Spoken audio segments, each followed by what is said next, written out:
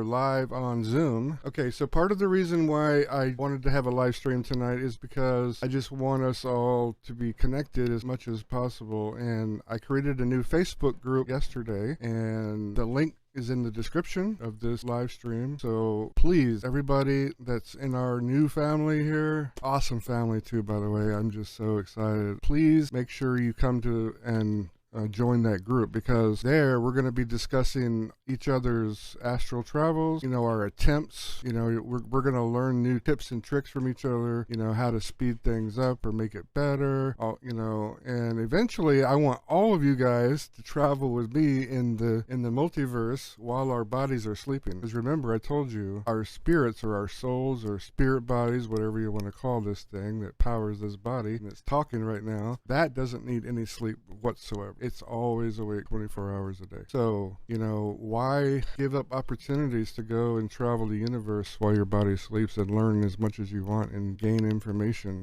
that's valuable for us here. And who knows, the sky's the limit. One of the purposes of this new series I created tonight was for people to come on Zoom and share with everybody your experiences. So does anybody want to start first and share? It doesn't have to be an astral projection experience. It can be any kind of experience you want to share with the group, or get advice on something or whatever you want to do. But I don't want anybody to feel shy either. So yeah, anybody who's watching this after the stream is over, make sure you look in the description of this video, this live stream, and go to that Facebook group and join.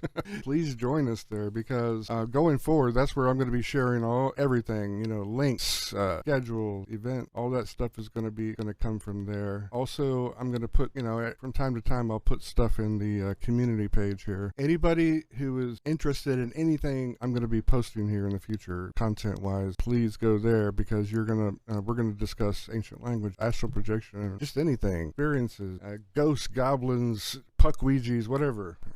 the pyramid, whatever we're going to learn about in the universe going to be discussed in that group. The group is public at the moment, but it's going to be private on Saturday. I actually found the exact day and time. I went into this one admin setting, pull up my calendar. It's going to be on the 4th, so it's going to be Saturday at midnight. Actually, it's going to be 12:15 a.m. I think, about midnight on Saturday my time. So it'll be midnight on Friday for you, Kirsty with a K, and all of your Aussie friends and family.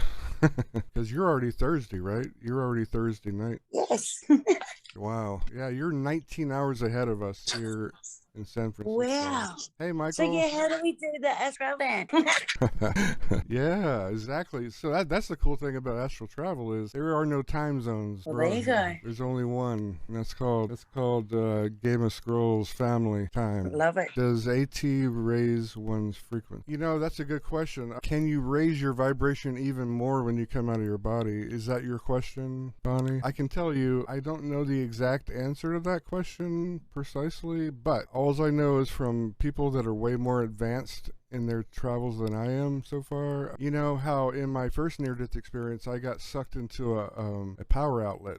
I know it sounds crazy to saying it in this body. So there's something about alternating current. Like Tesla figured out alternating current and how it worked when everybody else was still learning about direct current. But alternating current, definitely there is something to do between alternating current and our soul. That seems to be kind of how we get the energy to travel in the first place. I have friends, actually one of the guys who taught me this, he's in jail for a long time right now because he did something stupid, or not 20 years ago, 11 years ago, I guess now. But he said that you can feed off a power line. He said if you, when you're on your way out, you can get near a power line or a transformer and you can actually boost your energy even higher. So I don't know if that was, I've never experienced that. The closest I've experienced to that is going through that wormhole when I went into the power outlet. So question then would be, did that give me more energy or higher vibration than before? I don't know the answer. I guess my answer right now is I don't know.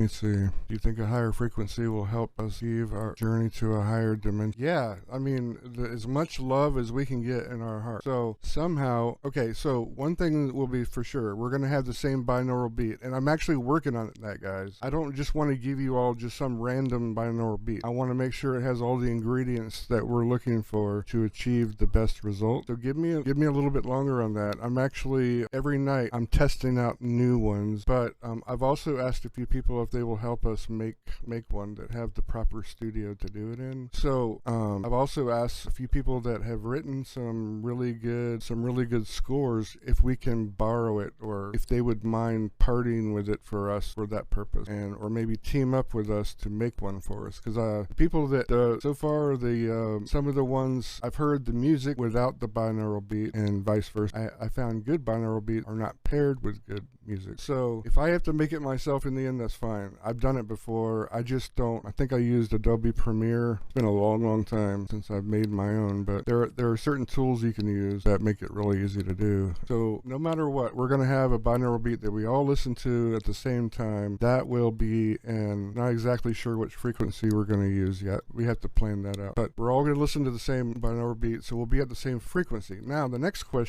trick will be, how do we all get the same amount of love in our heart at the same time? That might be tricky. So will some of us have more love in our heart than others, and how will that affect the group as a whole? I don't know. Or I've never projected with anybody, so this is all new territory. Like we're swimming in uncharted waters here. Okay guys, since I have a free version, I'm using the basic version of Zoom. Our session's going to end in 10 minutes, but I'll just start a new one. We're still on. Believe me, I don't have any money to buy any of this stuff that we need, but time, hopefully that will change. So yeah, this is all new. This is going to be all new for me and you guys, because I've never done anything like this. But in theory, yes, we can all project together. I'm really excited to try this. To do that, we're going to have to learn how to do this pretty consistently, find out what works and what doesn't work for everybody, and so tweak it. And then we have to learn how to control all of our intentions at the same time to get to that spot on El Capitan. Once we get there, it should be easy. We can just decide where to go from there. So once a couple of us do it, then those of us who can do it will teach everybody else how to catch up and do it with us. Yeah, it's going to be exciting. Can't wait. Yeah, exactly, Spirit Deer. You know, I never did learn how to control mine, but I had some awesome experiences. I just couldn't control the locations I was being shown or I went to. Maybe my mind was already thinking it and I didn't know about it, and that's why I went to places I went, or I saw in my TV screen places. I don't know how all that works yet, but Samba, love is the answer. I agree with you. That's right. We are creators. That's what I'm doing, man. I'm creating this out of thin air. I'm creating all this out of thin air. Now, Spirit Deer, are you on Zoom? Okay, during astral travel is realizing you are in control, how you can decide where you want to go.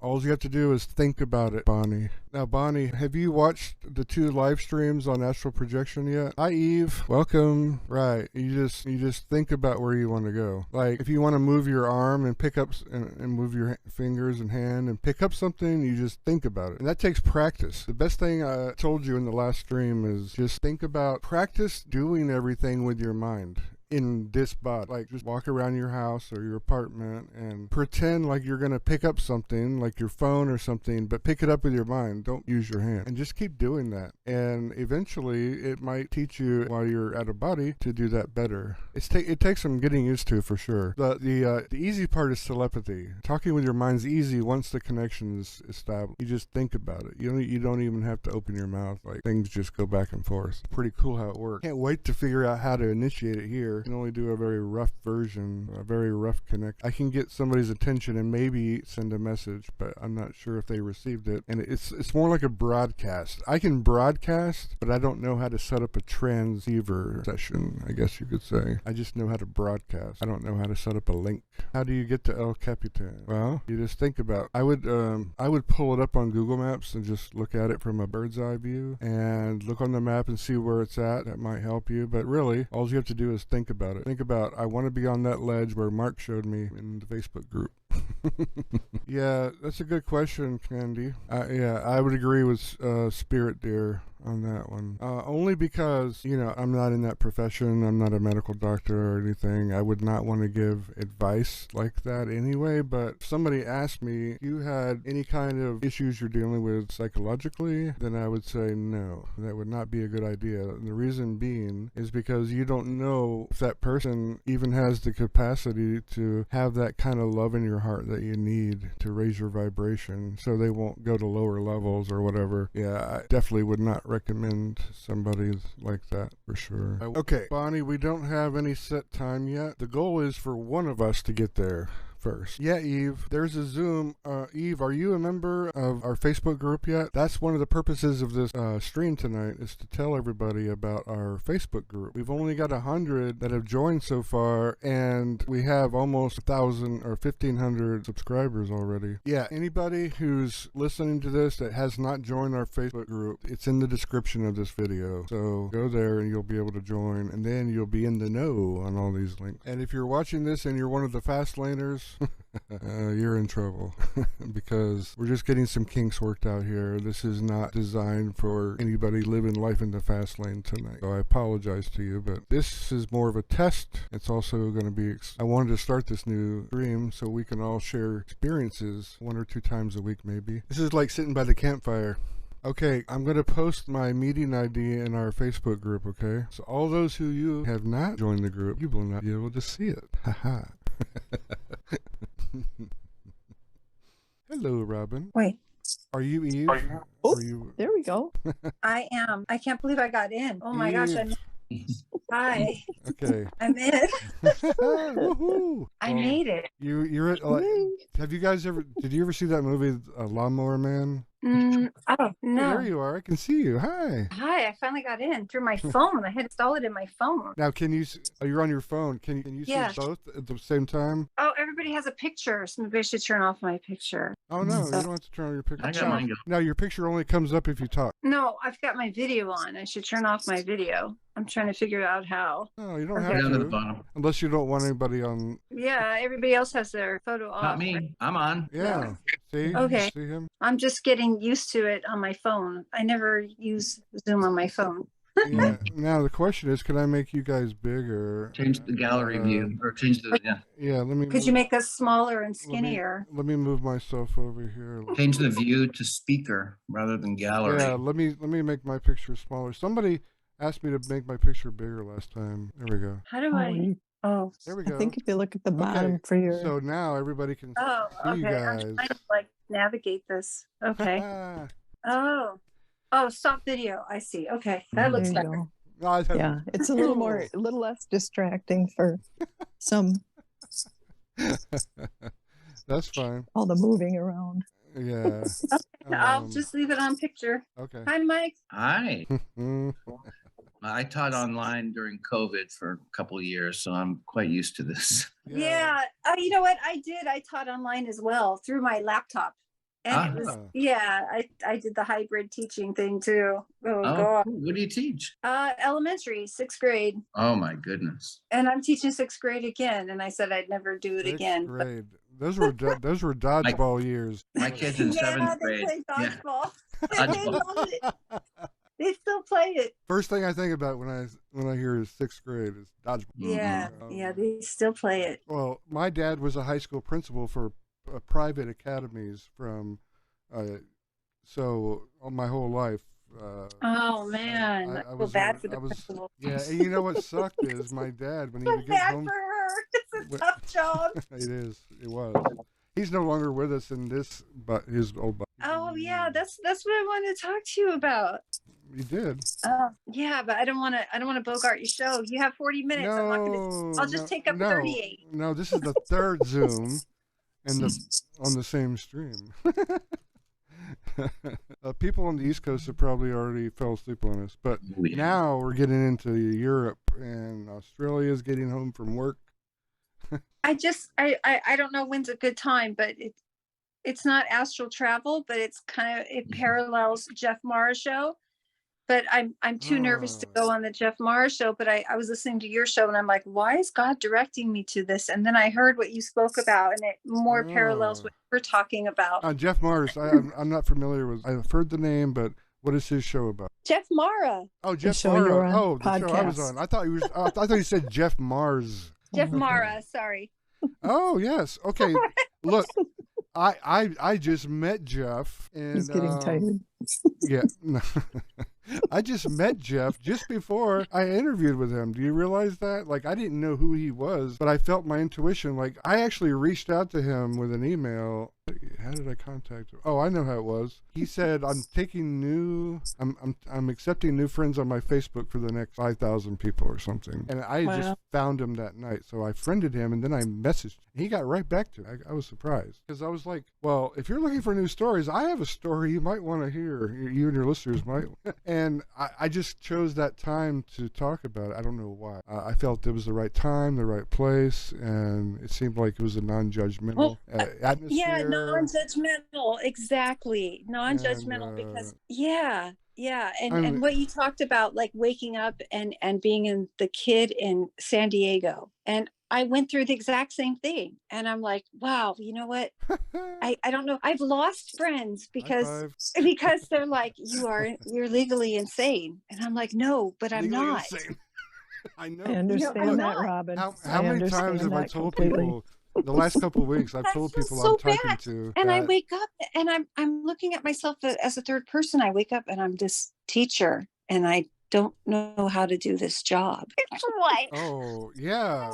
So I really want to explain, but it'll take about 10 minutes of your time. So No. And are look, you interested? I'm out. Do you know where? Do you remember where you are? You are. This is all family here. Everybody online. I know everybody's so kind, so nice. Oh no, this family is the most awesome family that's coming together right now. And let me tell you, it's not just a fluke. These are not just coincidences. We all I know. planned crazy.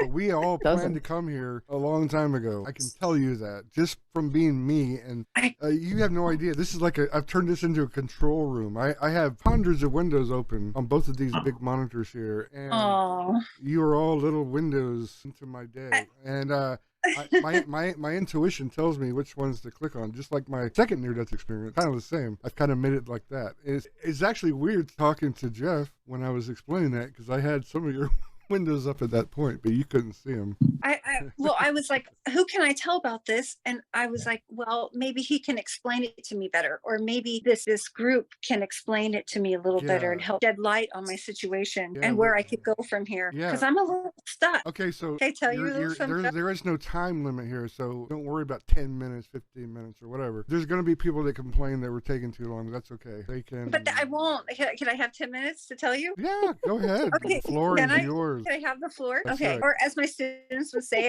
can I have the talking stick? Okay. Yes, Oh. you in the back.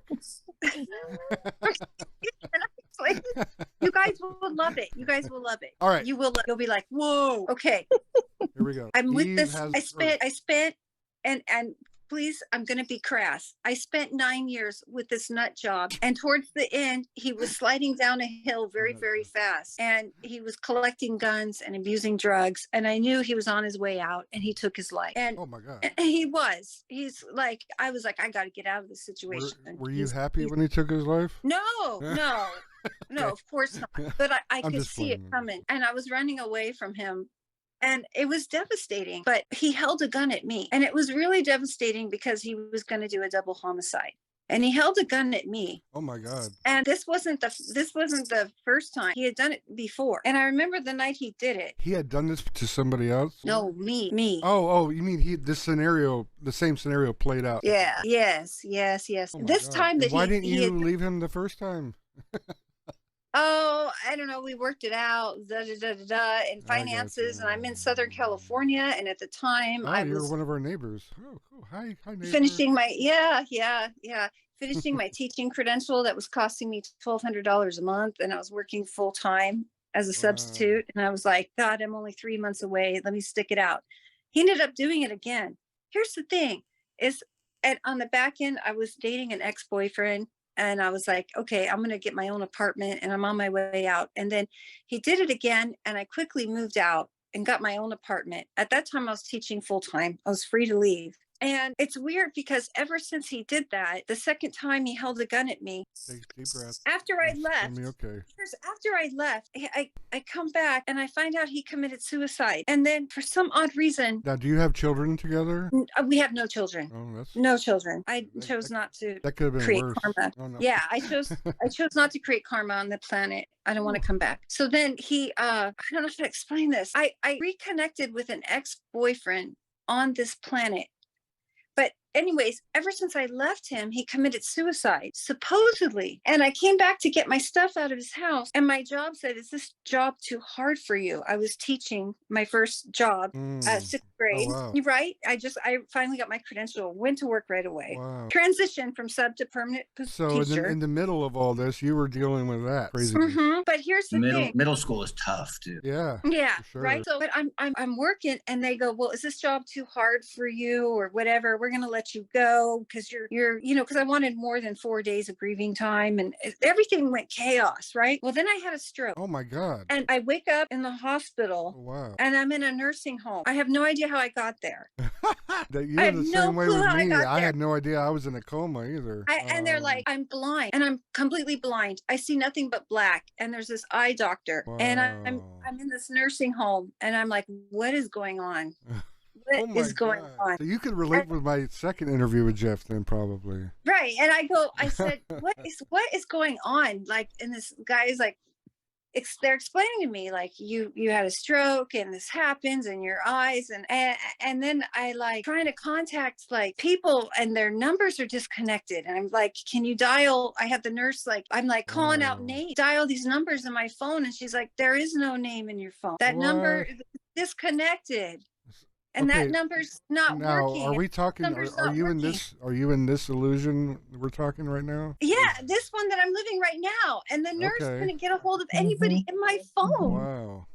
Now, And I'm did- like, and then I hold on. I'm in the hospital. And then they transfer me to a convalescent home because I'm completely blind. Like, I see black, like nothing. I just see black. did they tell you for how much almost- time had went by at this point? They're telling me they have no idea. They say it's common. And I can't feed myself. I can't wipe myself. I can't see nothing. It was so scary. I thought I was going to be blind the rest of my life. Were you on one of those beds they had me on that was moving by itself? I don't know what bed I was on. I couldn't see anything. It's the scariest thing in the world. And all I know is that my boyfriend committed suicide. I couldn't get to my how long stuff. did I don't know ago? where my car was. I had no relatives, no friends, or nothing. What? Except this one guy, Jonathan, I knew, and he was just a distant friend of my aunt's, because my aunt's a caretaker. And I couldn't, and I called my aunt, and she's like, honey, I'm sorry you're going through that, but I can't help you. And that was the only person my nurse could get a hold of. And she was a completely different aunt that I knew when the 3 months went by, and I finally got my vision back. And this was going on in 2021. And then I reconnect, I get my vision back. Slowly, one eye I get back. And this one is blurry. And they slowly get my vision back. And my world is so different. I don't have my job anymore. My teaching credential, I have to turn in all my paperwork again because they have no record. What? What is So that? you went through some Not kind of kidding. time warp or something. They have no record. I am not kidding. I have to What? redo everything. Right now they're making me retake my CSET. Like, what? I have to retake my CSET. Now, I'm like, how far does this go? and back? hold on, the guy that I started to see again, the ex before the crazy ex that I got reunited with, Right. I reconnect. He's like, oh, I'm so glad you're doing better and stuff. He dies on my birthday of a What? stroke. Yeah, he dies Wow. on my birthday of a stroke. Okay, now what are the time periods between your boyfriend that committed suicide and you being in the hospital and the time that you reconnected with? 6 months. Okay, 6 months span we're dealing with. Here. 6 months. And it's so weird because I'm sitting here and I figured Good things out. You know Lord. what? You know what happened? Okay, in my Mhm. world, my life was good. I had a great job. I had all these friends. I have relatives. I'm happy. I'm comfortable, except for my boyfriend sliding downhill. This is what I was trying to talk to God, and I'm trying to talk to my aliens. I try to talk to my You have I- aliens. I gotta hear spirit about guides. that. They're really tall and they're kind of bluish with this white hair. Oh, my- we're not J-Fro, we're do you hear that? Do you hear Huh? that? Yeah, Oh they're my, they're no, kind of, I had a Reiki session done a couple of years ago when I got here to California, and it was Anunnaki. okay. So I'm sitting in front of this big panel of people. I did it. Jayfro knows. She'll remember the name of this. Ion. Have you ever heard of that organization? No. It's called Ions. They basically are they are testing the science to figure out how telepathy works and everything works, and it's filled with Reiki masters and all these specialties. And I saw, They're telling me to do Reiki. They download on me all the time. They yes, came in and gave me a download because I said, hold on, you got to hear this. I all said, right. I need answers. I need But answers. we gotta put a pin in I have, the blue okay, guy. since Okay, all this weirdness you has and I been are going on. connected more than you think I'm so already. connected. I said, what is going on? Because this is the loneliest I've been in my life. None of my friends know who I am. I contacted my sister. I said, I've experienced 2 Do boyfriends you dying remember me? in, To your and sister? Did she she treated me remember like you? no, no. She says, oh, she goes, that's really sad. I'm sorry that happened to you. That's it. That's it. Oh yeah, And, sounds like my brother and sisters. When I told them about my but near death my sister experience. and I were close. My sister and I were Wow. close. And she just was. You were just She like doesn't know who I am. You were just I like swear to a classmate or something, right? she said she treated me like an old classmate. And I Right. was like, what is going on? I'm living in a world where nobody knows Wow. who the I am. And I'm like a loner. Like I don't connect with people. I like, Wow. hi, bye, how you doing? And I'm just like, everybody's a drone or something. Like I'd like talk to them, but I don't get impersonal conversations and stuff. And I'm like, what is this is not right. So they came and they talked to me and they told me what would happen. He killed me. Yep. Did you guys, you Yep. caught it? You caught it, Yes. Sandy? Oh yeah. He killed me. Mhm. And they Yep. told me that it was so devastating, so gruesome, so Yes. scary. He shot me in my dream. They said that Mhm. he shot me in the it was so detrimental and scary that Yep. I am not even ready to even see my own funeral and my own death, that they're protecting me and they transferred me to a different reality to finish off my life. Yep. Wow. And that's why you had woke up in the stroke. Yep. It's Yeah. all part and parcel for it. Yeah. But Wow. That's why I'm here, and that's why nobody knows me. This isn't the life that I was supposed to finish. He killed me, and they even showed me his Facebook page, and they put murderer on there. And I thought when That is and I wild. even saw a murderer on a Facebook page, and I thought they were talking about me, calling me a murderer for leaving him, and it's not true. They're calling him the Wow. murderer. He killed me. there are other people out there like you, Robin, and I believe that's where a lot of this stuff, Mark's page and Jeff Mara's pages and stuff, I know that's what pulling you're this stuff all together, because I have spent 62 years Wow.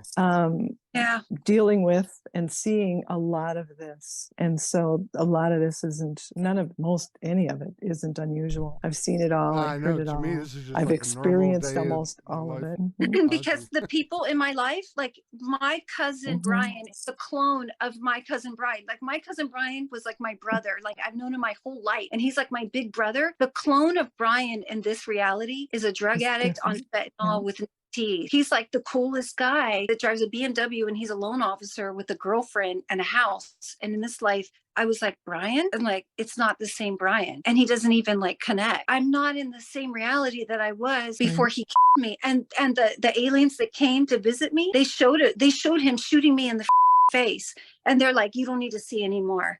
I was totally just transferred out to finish out my years here. I'm totally in protection. Like, it's almost like a protection, like, you know, the police puts you in custody protection. Mhm, I'm mhm. totally in protection over here. They have me so protected from people that they won't let anybody come near me. It's almost like sometimes like strangers will come near me, and it's like sometimes they'll just walk away from me and I don't even have any reason why. And I'm like, oh no, they're guarding me. They're like Mhm. they are like, you know what I mean? Like he'll even try to come near me in a dream. And then I see them with their hands out, like, no. Mm, Yeah, he shot me. I was murdered in my old reality. right. And like, yeah, there's no way I could be 48 years old and all my classmates from college, all my friends Right. from like, I mean, I have a full It's different. social Yeah. life and be Yeah. completely like alone. I'm not, I mean, are you kidding You're me? not. Like, We're all one in the Exactly. spirit Yeah. realm, You were meant. Robin. Yeah. that's You were. impossible. Like I spent Christmas alone, like my sister and her niece and nephew, like want nothing to do with me and act like I don't exist. No, they're mourning me. I'm dead and they're Did they think you're a ghost? Maybe. and the Chad that I knew in existence would never date me, but they put him in this reality, my version of Chad. You know what I mean? I got to date Right. my Chad in this life, but he Huh. had to pass. Yeah. Wow. So my version of Chad dated me. This He's takes. my version, the guy afterwards. And I know the Looney Tune Jeff. It was a very abusive relationship. It was very abusive. People say, well, why didn't you leave? Why didn't you leave? It's not that easy to leave an abuser. No. They will No. track you down and they will Yeah. harm your relatives. They will harm your best friend. You put the people you run to in danger. So that's why it's not that easy to run away. But I ran away the first chance I had, but he shot me. They showed it to me. And that's what I wanted to tell you guys. I'm living and Wow. I'm literally living. We have another Michael. I said bonjour No. to our Belgian friend, but That's if right. he's French speaking, I don't know. It could be Right. the Flemish. And Right. I'm a French teacher. That's why I say bonjour. You're a French teacher. Check it out. Yeah, What grades do you teach? Teach I teach college level? community college Okay. Well, down to San Jose. It's a little bit of a commute. yeah. 26, 7 years as a community college teacher. Yeah. Oh. Alors, voilà, je suis prof de français. Wow. Now, I know I you know a few speak it- things. Je m'appelle Mark. Right, I know you know numerous languages. I actually was wondering if you spoke French. Yeah, I know how to count. Oh, I'm a quarter French Canadian on my grandfather's side or my mom's side. So I heard it all my life until they died. So, 1, 2, 3, 4, 5, 6, 7, 8, 9, 10, right? Très bien. À plus. Yeah, my grandfather used to go. My middle name is Mark, and that's what my parents call me. But everybody else calls me Haji, part of my last name. My grandfather used to call me Maki, like that. Maki. Dad, Maki. Languages are a gift. It's wonderful. Yeah, we're gonna start getting into that tomorrow. I think I'm almost finished with some of my content, but I got to give a little primer on Japanese and Chinese, a little bit of backstory. Not too much because I don't want to reinvent the wheel. I'm just going to share videos on the history of that part. But there's some points I want to make about languages because you can have a spoken language, and not all spoken languages have a written. You can use a written form for any language, really, if you think about it. It just depends. But for Sanskrit, you would think Sanskrit is a written language, but it's not spoken language. And they just put basically Arabic and Hindi together, written later on. But there was no written form of Sanskrit in the I heard early days. Sanskrit was an alien language. Well, if you think about it, they all are. Yeah. But yeah, French. We're going to get into French for sure at some point. I don't think it's on the top 10 list for this channel, but I have another channel I want to create. It's going to be called International Cheat. French is never in the top 10, my brother. That's why enrollments are declining. Oh no, no, but it's probably a difficult language to learn as far as the pronunciation. Yeah, it is. For you, not maybe, but yeah. Well, do you have practice. French background? Not at all. Really? Not at all. I do have a couple experiences. I need to go over some of these because I don't remember. But when I was in college, and what do they call it? Capitol Hill internship or something like that, right? I went to Washington, D.C. to do a Capitol Hill thing for 3 months. But while I was there, I went to visit a cousin of mine. And this cousin was very much into esoteric things. And he had a girlfriend who was also into those things, and he said that she's doing channeling, and that I should come visit. They lived in Massachusetts, and I should come visit because I was in Washington, D.C., and it wasn't too far. And they did a channeling session with me. went through, all kinds of things about past lives, and that kind of got me on my path, Wow. in a lot of ways. I wonder if you're going to figure out if you now are you going to try to follow the astral projection route? Or are you going to? I'm going to try. Yeah, I want to try that.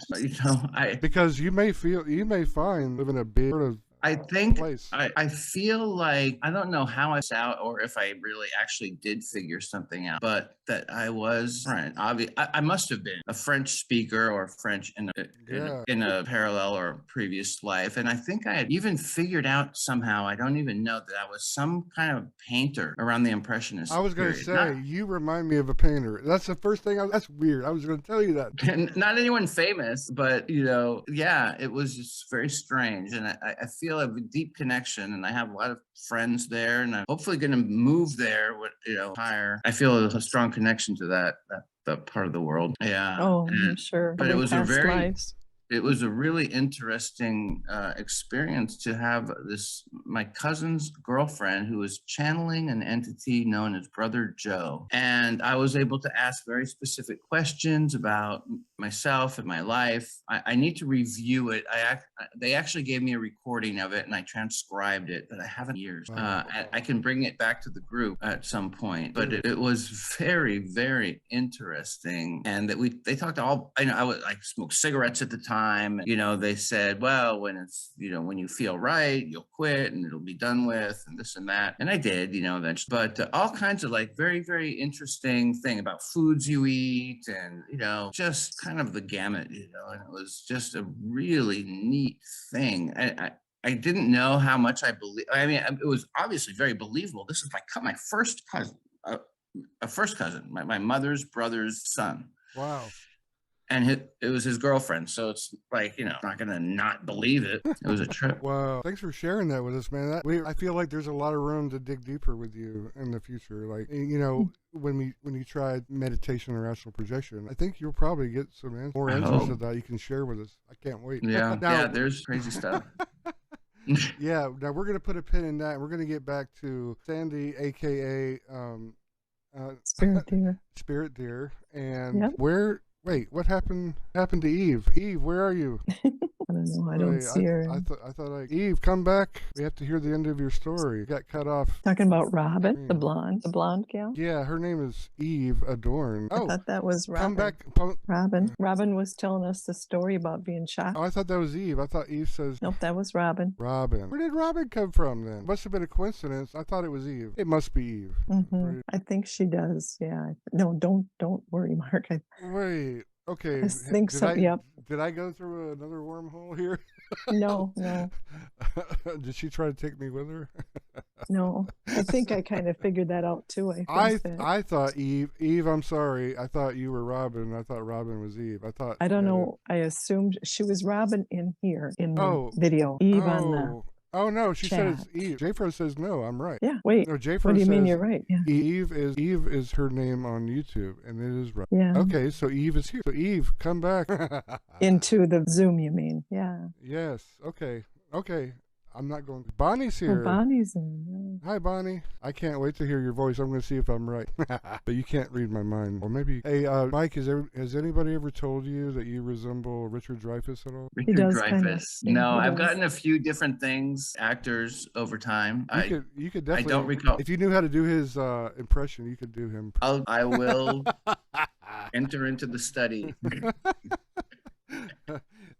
I've gotten Robin Williams. Oh yeah, for sure. You could definitely play him too. Bonnie, J-Fro says, or the guy from West Wing and The Handmaid's Tale. Have you ever watched that show? Now you got to watch that show. You could have been one of the what do they call them? There's a utopian world. This is based on The Handmaid. They call them commanders. That's right. There's a commander. That's what they call like a leader there's a country called Gilead that crops up. It's in basically the New England area. They separate from the United States and become a religious country or a religious republic. And the leaders are called commanders, and you look like one of the commanders that helps one of the main characters of the show escape Gilead up to Canada. Your story is so enthralling. Oh my God. You definitely got to write a book about this or something. I think that there's a lot of people here and in your group that has a lot of crazy stories. Oh, I'm sure. And I told people, on Facebook, you might have seen some of my posts that says I want them to open up and feel like they're, family here. Yeah. Doesn't matter how crazy it is. Because look at my story, how much crazier you can get. Matter of fact, speaking of that, did you think my second interview I was making stuff up or felt like I was making stuff up? There was this guy in the comment section, he was saying, you were 100% correct in your first experience, but this one, I felt like you were making it up as you went along. And I'm like, what? I'm like, don't worry about stuff like that. Yeah, and then I just went to other videos to see if he said the same thing about other people. And yeah, sure enough. So I'm like, I didn't feel so bad. But I'm like, why do people negative like that? I mean, it takes a lot of guts, nerve just to come on there and say what I said. I mean, oh yeah, that's for sure. People are out. Why would I want to come shoot myself on somebody else's show, like for the fun of it? I've been telling people lately. I feel like I know what Noah felt like when he was telling everybody to build an ark. Because there was a big flood coming that was going to destroy the earth. Imagine how he felt. Oh my goodness! Can you still hear me? Did you go anywhere? Me? Yeah. No. No. I was just waiting for you. I did the same thing with Jeff Mara too. Oh, Robin Springer. I guess. Sorry, I just saw you weren't there before. I see you now. We have. Oh, there she is. We have Eve back. All right. He does sound like Richard Dreyfuss. Oh, see.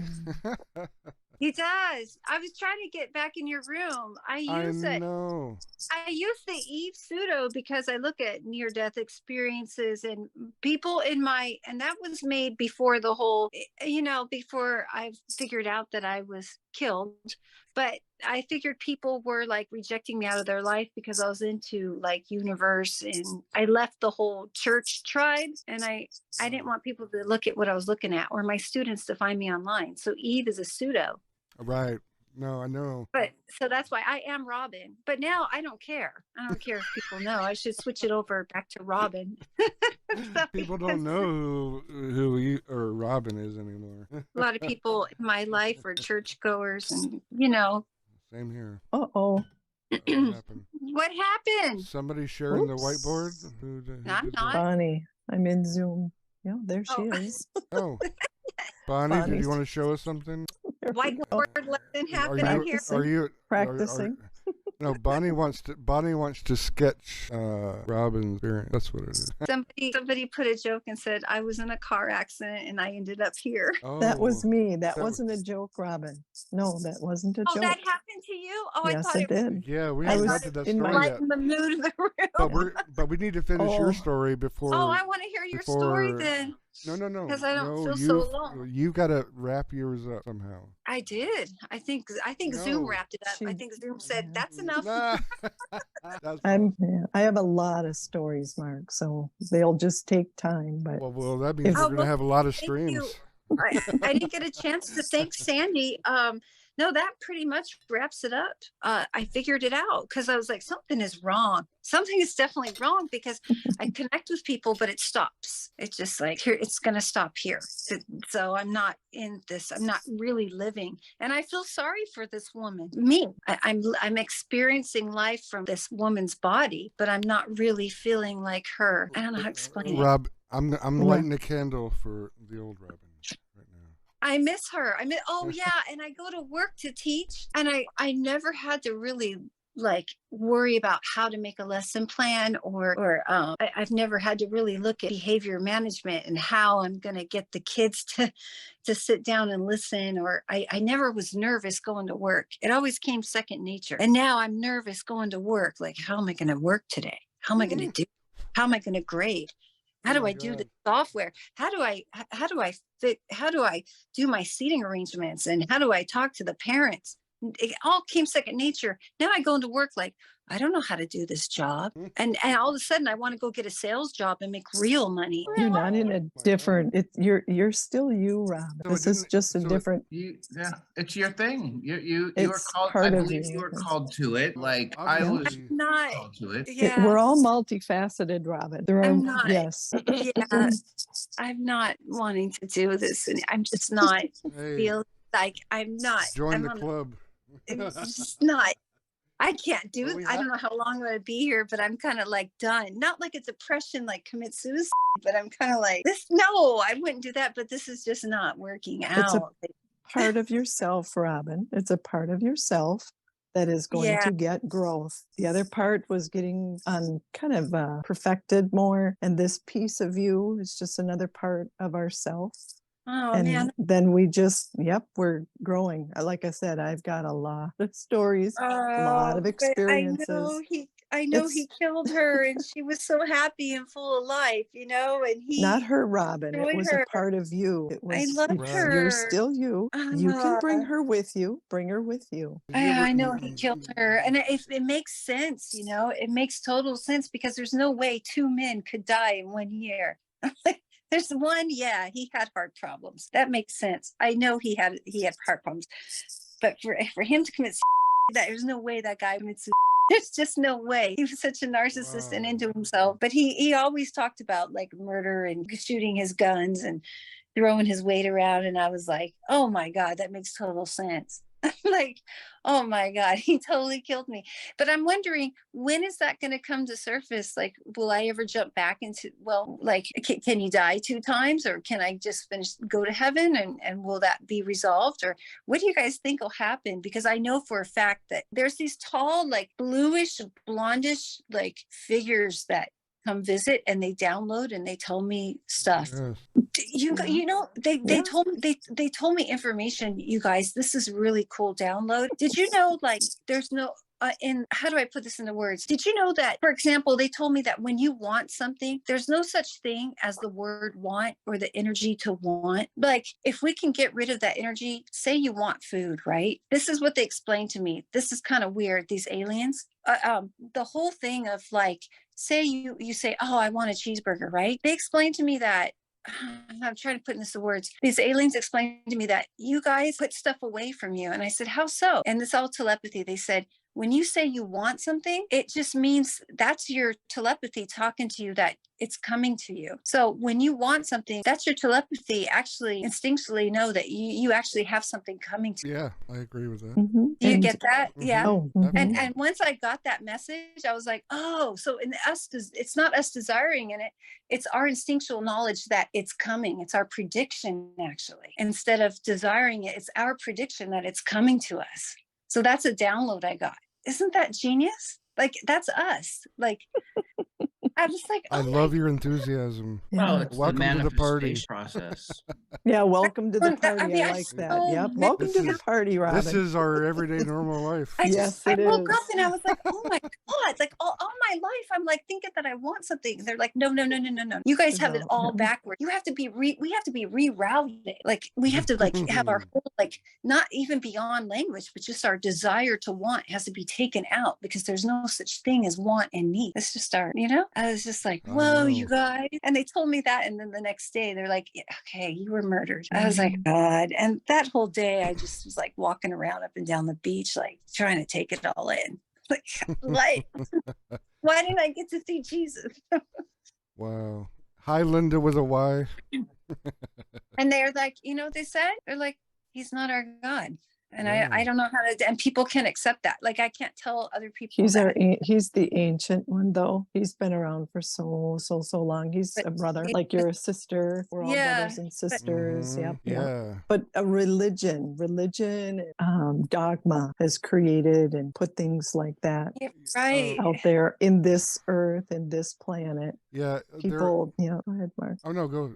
Sorry. I didn't mean to interject. I thought You're you the- were finishing your. But they have so much love. There's no fear there. There's no fear. It's not evil. They're not evil. It's so much love. They have so Mhm. much love. They told me so much love. But they're like, they're so old and archaic and ancient, like love. But they're like, but he's not their God too. But they're like, he's not our God. He's not, they're just another They're- alien God, he's an alien. Did you know he's an Oh. alien? Oh yeah. Yeah.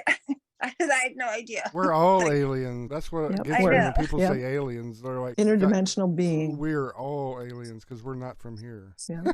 Yeah. It cracks me up when people say alien. That's all of us. We're all Yeah. aliens. Yeah. Yeah. Yeah.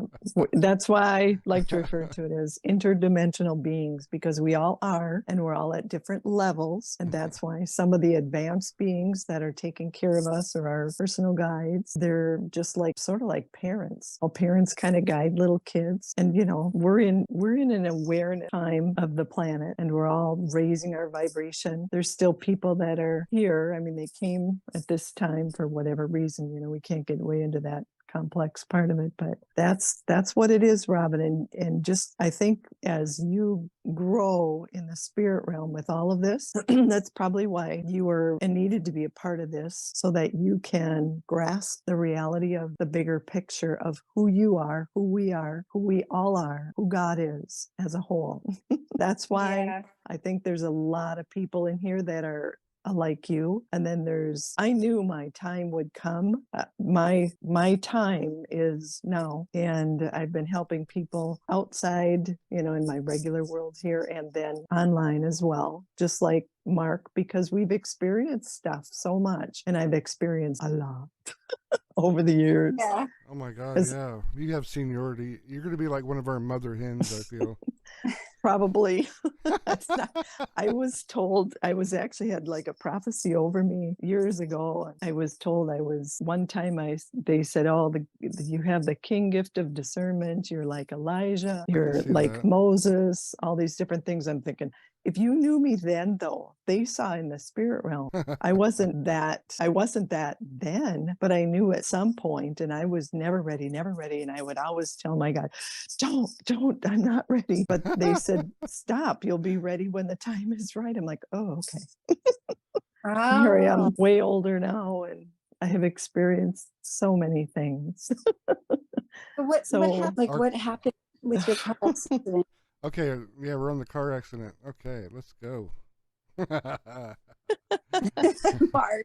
Let's go. I'm just going to simplify that one. I know.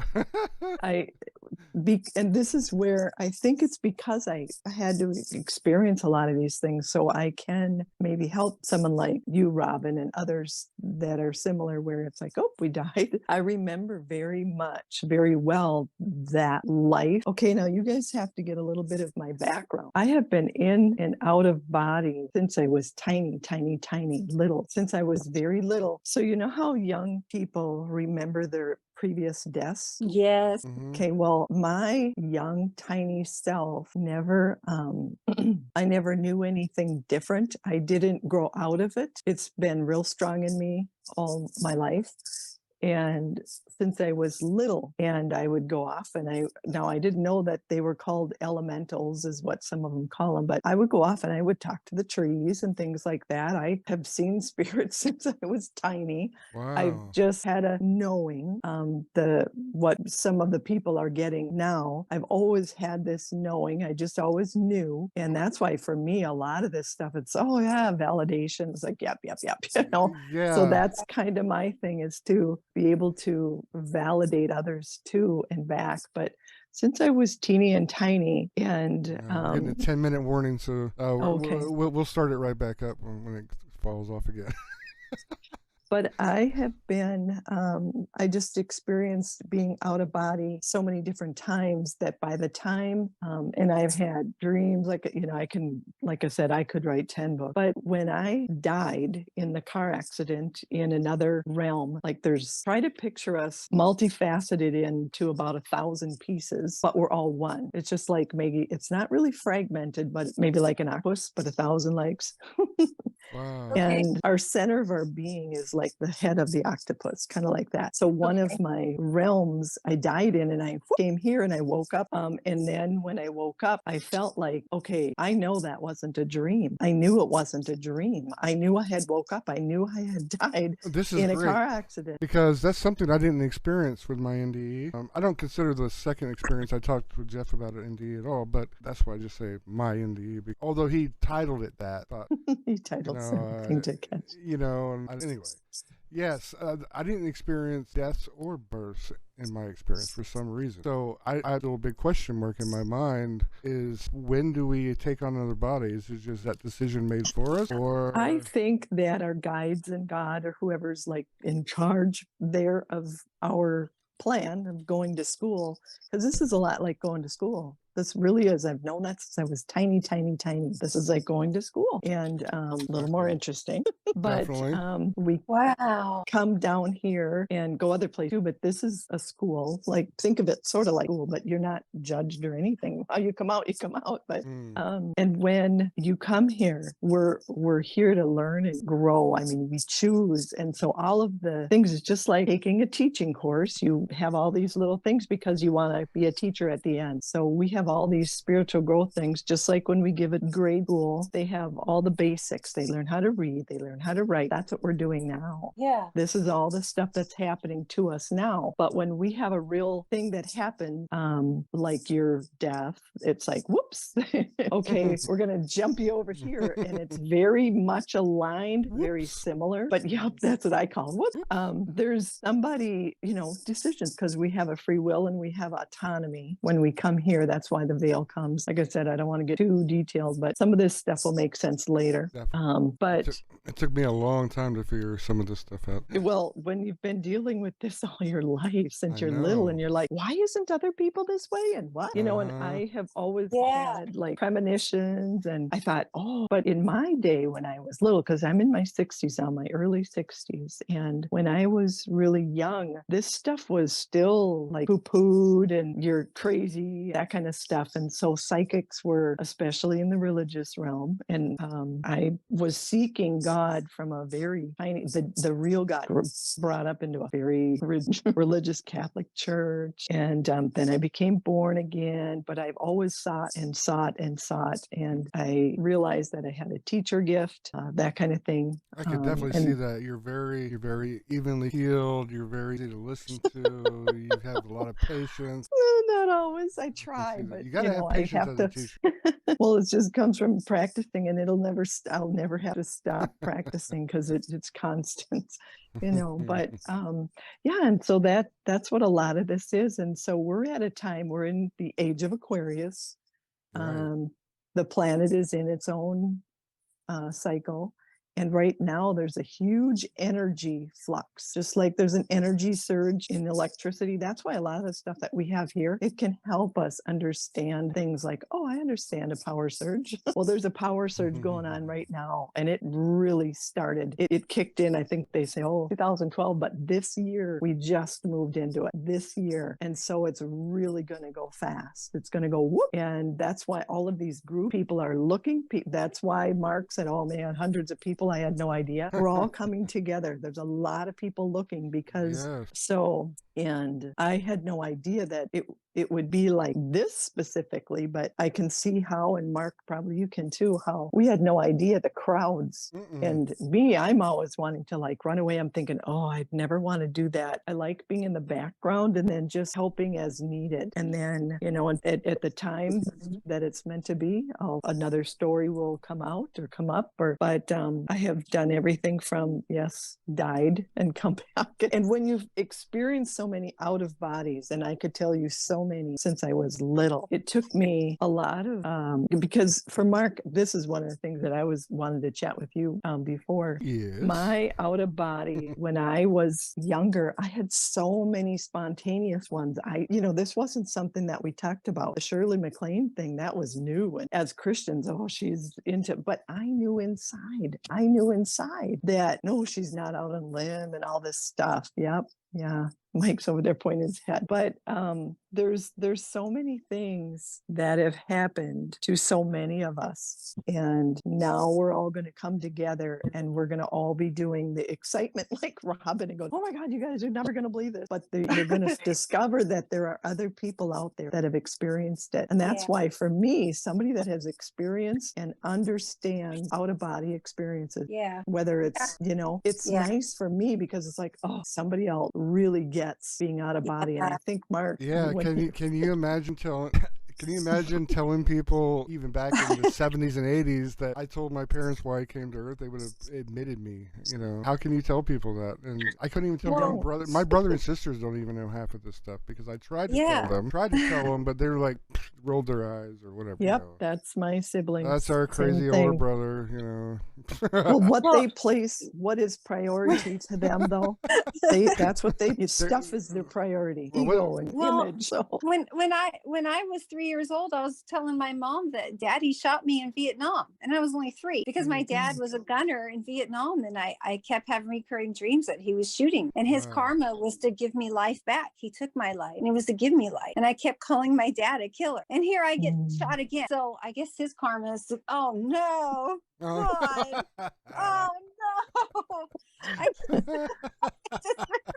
she's starting to loop and see. She's Yep. getting the loop. She's seeing the loop now. That's I'm right. seeing the loop Yep, because I there's a remember loop. telling Mom, Daddy shot me, and I was only 3, and she actually recorded that. My mother was very much into existential awareness and you know, Wow. reincarnation and Shirley MacLaine, and then yeah, Exactly, I was Samba. telling them about Vietnam and bombs that go boom, and I called my dad. I said, Dad, he killed me. Oh, no, yeah, I'm looping. Oh my God, you guys just brought Look, me to I'm telling attention to that. you, like, that's why I had to come back Keep and tell getting you guys my shot. experience, because when I saw everything going on, I was like, oh my God, I wasted so much time. I could have been, I saw the train wrecks coming in my near-death experience, like, all at every second I saw train wrecks coming. I'm not talking about physically train wrecks. I'm talking about that. I'm talking about the metaphor. I saw millions of them happening Mike. every second.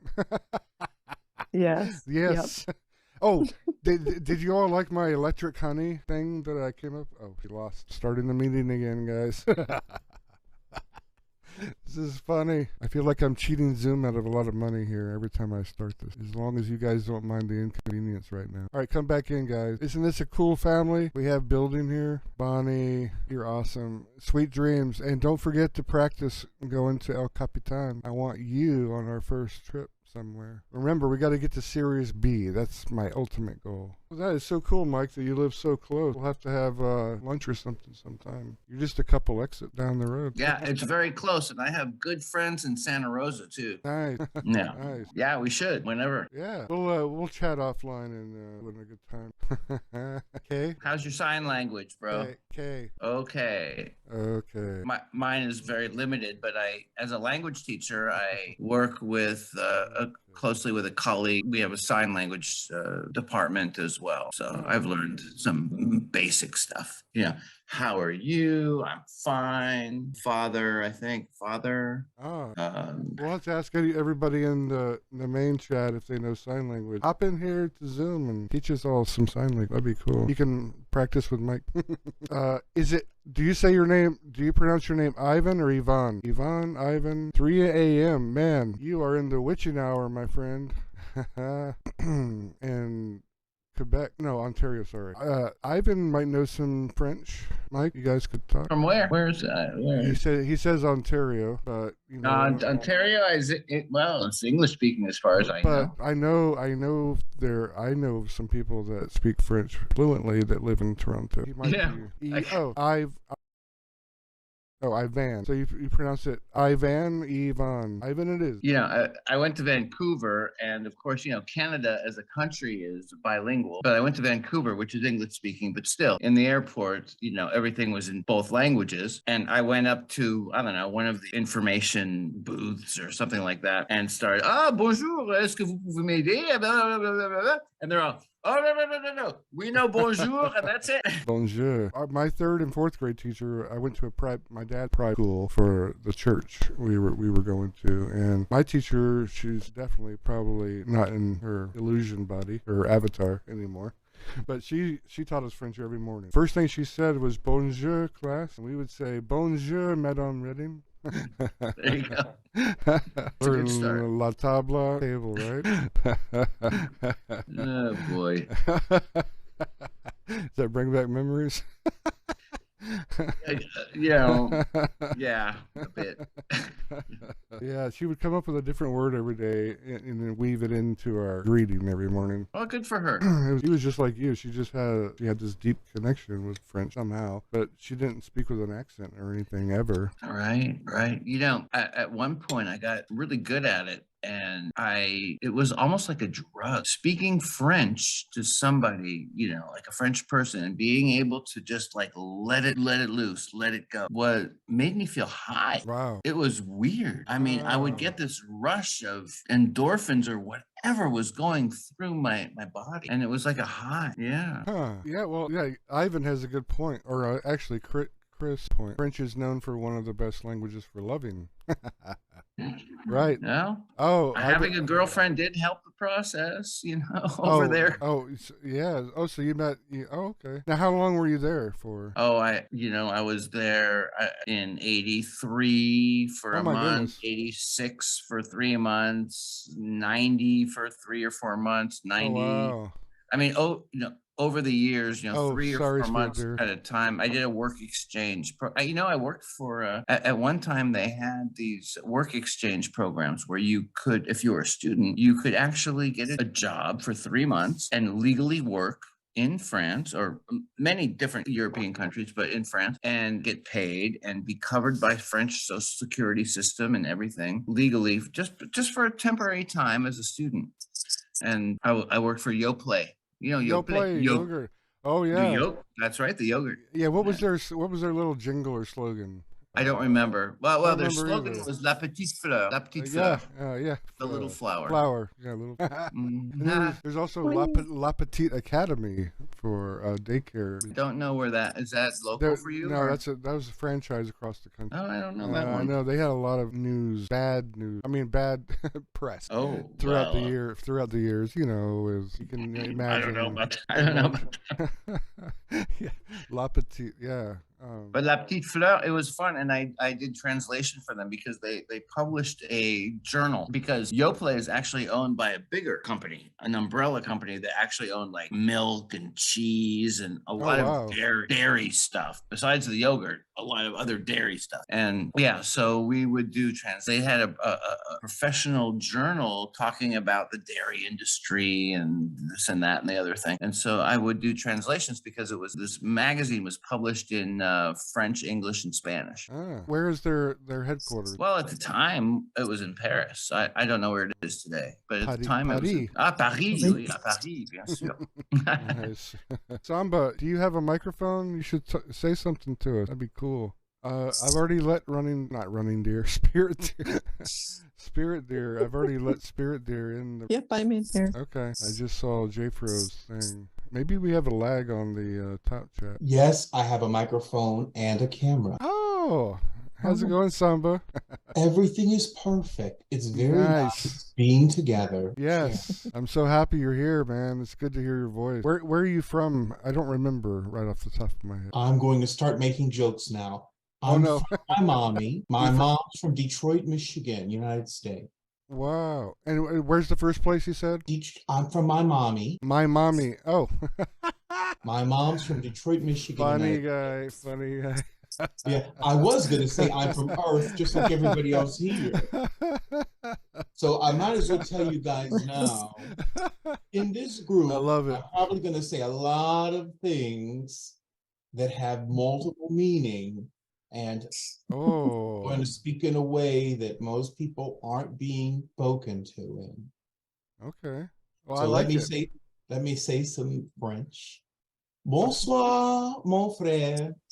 Now, if I had a female French teacher, I would say, oh, no. Bonjour, mon petit chouchou à la crème. Qu'est-ce que ça? Well, one person got it. Go ahead and translate that, please, Mike. Go ahead and translate that, please, Mike. Mon petit chouchou à la crème. Oh, God, I don't think it can be really translated. Right, it can't be translated. Only someone who speaks the language, and that's the thing about languages. You need to have the culture, some part of the culture, or it won't make any sense. It won't work. Right. So there is a little Danish, and I call it a Danish. We could call it a cream puff. We could call it a crepe. There's a little Danish, and it's very small. It looks like a cabbage, a miniature cabbage. So the word chouchou, it means a small cabbage, but we're not talking about cabbage. We're talking about the dessert, the little sweet cream puff. Flynn puff. I was going to say cream puff. Right, I'm calling it cream puff because Mhm. mon petit is my little, right? It's a small. Chou chou is cabbage, but it's not cabbage. The cabbage is the name of the dessert. Mon chou, yeah, And mon then petit chou. a la crème it's full of cream. With cream. So this is a term of endearment that you would tell someone, a woman that Oh, you yes. have a very good relationship with. Wow, that is such a good analogy. example of that is such a good example of one of those things that a great reason to be able to speak another language, because it's something that if you speak the other language and you know the culture and you know the background and you know the history and you know the language, then you understand these expressions. But if you're not from that country, culture, or language, it's very foreign. And that's why it's lovely to be so involved in another country's language, culture, and custom, be able to understand those. Does that make sense? Perfect sense. Mm-hmm. Perfecto. Now I'm going to speak Mandarin unless anybody has anything to say about French. Oh my God! Now you are going to be one of my subject matter experts on this. Here we go. On this journey. Oh my God! I'm going to say I enjoy teaching languages. One of the languages I teach is sign, and one of the languages I teach is dance. Ah. So I wouldn't call myself a dance teacher. I would say I enjoy teaching dance. Old English is similar. So when you see the word hot or shop, those letters that you think are T's are actually a different character that faded out of the English language. But I don't want to talk about that. I want to talk about the 5 romantic languages. If you speak French, Nice. and you know very good is très bien, Mhm. then you know in Spanish, That's it's right. muy bien. Muy bien. That's right. So we could say good is good in all the languages. Bien. We could say thank you Mm-hmm. is merci in French. Thank you. Forget that. Forget all that. I'm going to just say hi. Gracias. Arigato gozaimashita. Hola. When you ask someone in Bonjour. French what's happening, qu'est-ce qui se passe? That's the same thing as French. French, qu'est-ce qui se passe is the same thing as Spanish, que pasa. So you're a choreographer. Yes, I wouldn't even call what I do choreography. So you know who Wade Robertson is then. Yeah, choreography is a pattern, and I don't believe dance is a pattern. I Wow. believe dance is flow. But anyway, for Mandarin, ni hao ma, wo hong shang Hao ni, ni- ni shao bu shao wa. How Nima. So ni hao ma is hi. It means Yes. and you are. How are you? But it isn't word. How Nima. You are how. That's pretty much the translation, which doesn't That's work. right. So You are it's how. how. Right. Hey, I'm not translating any you're other things you're like that. skipping to lesson number 3. I'm not going to translate anything else, but I will speak Japanese. I'll Ah. say sorewa konnichiwa. What That is a secret. もう一度切ってください。 Now I'm の going to talk about the 1、2、3、4 I'm going to talk about the 5 romantic. We're gonna have languages. fun in this family. Wow. There are 5 languages derived purely from Latin. They are Spanish, French. I saw your comment. I know Portuguese. Portuguese. And Romanian. Ah, So bom dia. Yeah, bon dia. Oh, gee, they don't pronounce when they speak Portuguese. They Right. don't pronounce T's and they don't pronounce D's. No, The and T's turns into C's and Yeah. the D turn into G. yeah, and the Enyas are H. Right. Like Anyway. like Robinho. I used to call Robinho before I knew how to speak Portuguese. Mhm. Oh, and I'm not going to get into it anymore. Those 5 languages, if you speak one, if you see it written, it should be very easy to figure out what it means. like mascara, Oh, yeah. more So- face. Wait till we start reviewing the characters in China and Japan. They're pictograms, which can mean a whole thought. One Yeah. character can mean a whole thought or a whole. Well, and doesn't you're right. And doesn't that go back to the ancient Egyptian hieroglyphics? Correct. Mhm. Yes, absolutely. Mike is Richard Dreyfuss is correct. Nice. Oh, good Morgan. German. Good, Okay, good so- Morgan. Guten Yes. Morgen. So English is half Latin and half German. I'm going to say something in German. Oh wait, is it upper or Sprechen Sie lower Deutsch? German? There's upper German and lower German. Upper. Upper, Everything is okay. upper. Yeah, you because know, and can't upper- teach lower. The upper German is southern Germany too. and the lower is northern. That's kind of weird. Mhm. So let's see. Da ist ein Geheimnis. That's what I'm saying. Da, that, is, ein, one or a, Right. Geheimnis, secret. There's one word in almost every language outside of English that is the same word everywhere. And the word outside of mother or father is Right. colibri. So in What? Russian, hummingbird is colibri. In Spanish, Colibri? bird, colibri. Mhm. Colibri. Ouais, We colo- could go through French and the rest. It's the same word. The What is it in pronunciation- French? I don't even know. It's the same thing. The pronunciation is different. So it's calibri, I think, in French. Mhm. Calabri. But I don't even anyway. know. I have to look it up. My absolute favorite language is dance. Mhm. So Bailar. I'm going to ask you guys one at a Bail- time. Baila. Yes, bailar Bailar. in Spanish. Mhm. I'm going to ask you guys Yes. one at a time. We're going to start with Mike. We're going to start with Mike. Oh, What God. did you take any dance lessons? Do you know any formal dancing? Do you know any dancing? Never. No, Alright. I've never been a All dancer. right, thank you. I love watching dancing, not Dancing with the Stars, but so you think you can dance. I love that. I believe you. Do you know any dances, Mark? Just from watching that show, I've never learned them myself. Are you still here, Jay Fro? I agree. She should. Jay Fro? She was just in the kitchen a second ago He's getting some on water. YouTube. He's on YouTube. Did yes. you learn any dances? Do you know any dances, Jay Fro? I believe she does. I'm waiting for the answers. Like the hustle or something like Yes. that, you mean? And while we're waiting for Jay Fro, Oh, Sandy, did you she's- learn any she- dances? Do you know any dances? Yes, things like the Lindy and polka, things like the that too, Charleston. or foxtrot. Yep, Oh, All right, so Charleston. J-Fro yeah. said a few. She knows a few. She just Okay, typed in the so comments. since we have, thank you, since we have Sandy here, Sandy, is dance a language? Everything. Yeah. Yes. Oh, maybe you Dance could is a language. maybe you could teach us what lines are. I'm all ears. Explain what you mean when you say line, please. That's what I mean. I kind of understand, Line but dancing? no Line line. dancing, No, right? no. When you dance in lines. Like you, I guess the way your body's positioned as you turn and you move, right? Like you make these lines, and I still haven't figured out what Sacred geometry. what the lines are.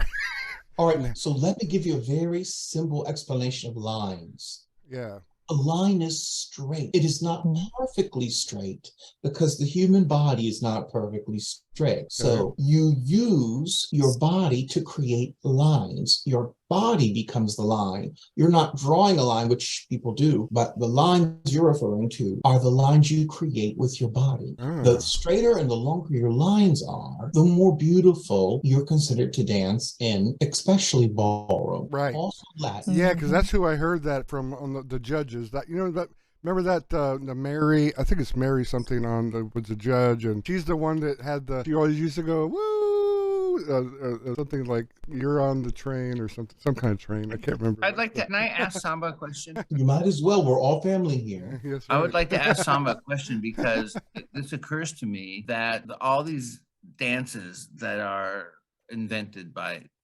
human beings, line dancing, whatever dance, it doesn't matter. Whatever dancing it is, they are ultimately body movements that are connected to something much higher. I mean, somehow humans have figured out how to access something via dance.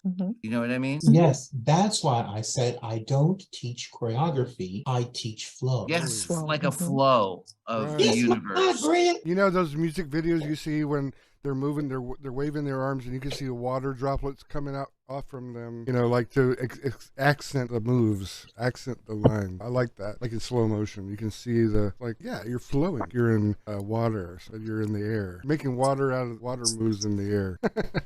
It's another expression of it's an expression of our beings, of our deeper beings, movement. I mean, I have cousins that are into movement and dance, body movement, right? I mean, this is all gotta be part of Oh, it is. It's something all greater. connected. Oh, yeah, It's sure. all connected. Absolutely, Mike. It is sacred geometry. If people have learned about any of that, or sound frequencies and just frequencies and all that stuff. So yeah, you put it all together, and when when you start looking into a little bit, you start seeing the connections, and you see that it all stems from one center. I mean, when you feel that there's a reason for this existing, and there's a reason that why this exists, or there's a reason why this, whatever it is, dance or movement or what, it doesn't even have to be dance or movement. It can be something completely unrelated, but whatever it is, it's related. The reason that it exists is related to our whole reason for everything somehow. God, I don't know. Yeah. Well, Get a little punchy there. Woo. Actually, J-Fro, she's typing in the chat. She has a good point. Sound. I think sound plus, the lines you're making plus the sound even is better. Like, that even adds another layer. And Mike made a good point. When he opened a line of communication speaking French, he delved into something that he just tried to describe. So that's why he got the high, because he was not only communicating, he was connecting, flowing. Absolutely. He was blah, blah, blahing. I can't hear him because his microphone is muted. No, it's a connection. You're right. It's a connection. It's much more than just communicating. It's a deeper, it's a psychic connection. Yes. Definitely. Soul connection. That's how I remembered writing Japanese when I was 20 years old. I was on a bus and I was watching these Japanese tourists very frustratingly look like they were lost. And I wished I could help them. But when I saw the map they were looking at, it was written in Japanese. I was like, I know this language. It was like this hit me. And that I went straight away to the University of Hawaii and I bought a book on characters. And when I opened the book, I was like, no, I know these characters. How would I know that? I'd never taken a class in Japanese. It's kind of like past life. Yeah, exactly. Right. Exactly. I like Sandy's answer. Yeah. Absolutely. It's 100%. That's how I knew, but I didn't understand it when I was 20. It took me to die or have a near-death experience 2 decades later to figure that out, but I was like, oh my God, this is why I remember Japanese. I even went to a school. I enrolled in a school in Hawaii when I figured this out, and my sensei, little tiny lady from Kyushu. Kyu means 9, Shu means island. If you look on the map, Kyushu has 9 islands. That's what's cool about Japanese and Chinese or it used to be Korea and Vietnam too. They used to write characters as well, but they all went to their own writing system in the 1950s. But anyway, every character means something. Like, every character means something or an idea. And when we get into that class here shortly, you're going to be amazed on how these things are written, and they're not as hard as you think to write because there's only 214 radicals they call, and they're like building blocks. So you just put it's like Tinker Toys or Lincoln Logs. I don't know how many, and I don't know how old you are, Samba, but might not. I'm older than everybody here. No, you are not. You are yes, not. I am. Yes, I am. No. Yes, I am. Anyway. You sound very young. That's awesome. Yes, because my spirit is young. Yep. I am not young. I am not a member of the United States. I am not male. I am not, let's say, white. I am not a dancer. I am not a teacher. I am not a homeowner. I am not a car driver. I enjoy dance. You're a musical note. Right. So we're all a musical note. So on that musical note, Sandy, please pick your favorite dance. I need something to pick in the physical, in the 3D, to get you to answer something beyond the question. So pick your favorite dance. I like how you think. Like it. Love it. Sandy. Wow. Oh, I guess I'm not sure I'm following you. You're asking me a question. I'm sorry. Pick your favorite dance. You named Lindy. You named Polka. Pick the one you're most, or someone you know. Oh. Well, then the only thing I can think to answer you would be Earth Dance. Okay. Kind of the Native American, Oh. the drumbeat of Gaia, the So- heartbeat of the planet, the Earth. Okay. Yeah. On That'd be my that dance note, here. on that note, I am my great-great-grandfather.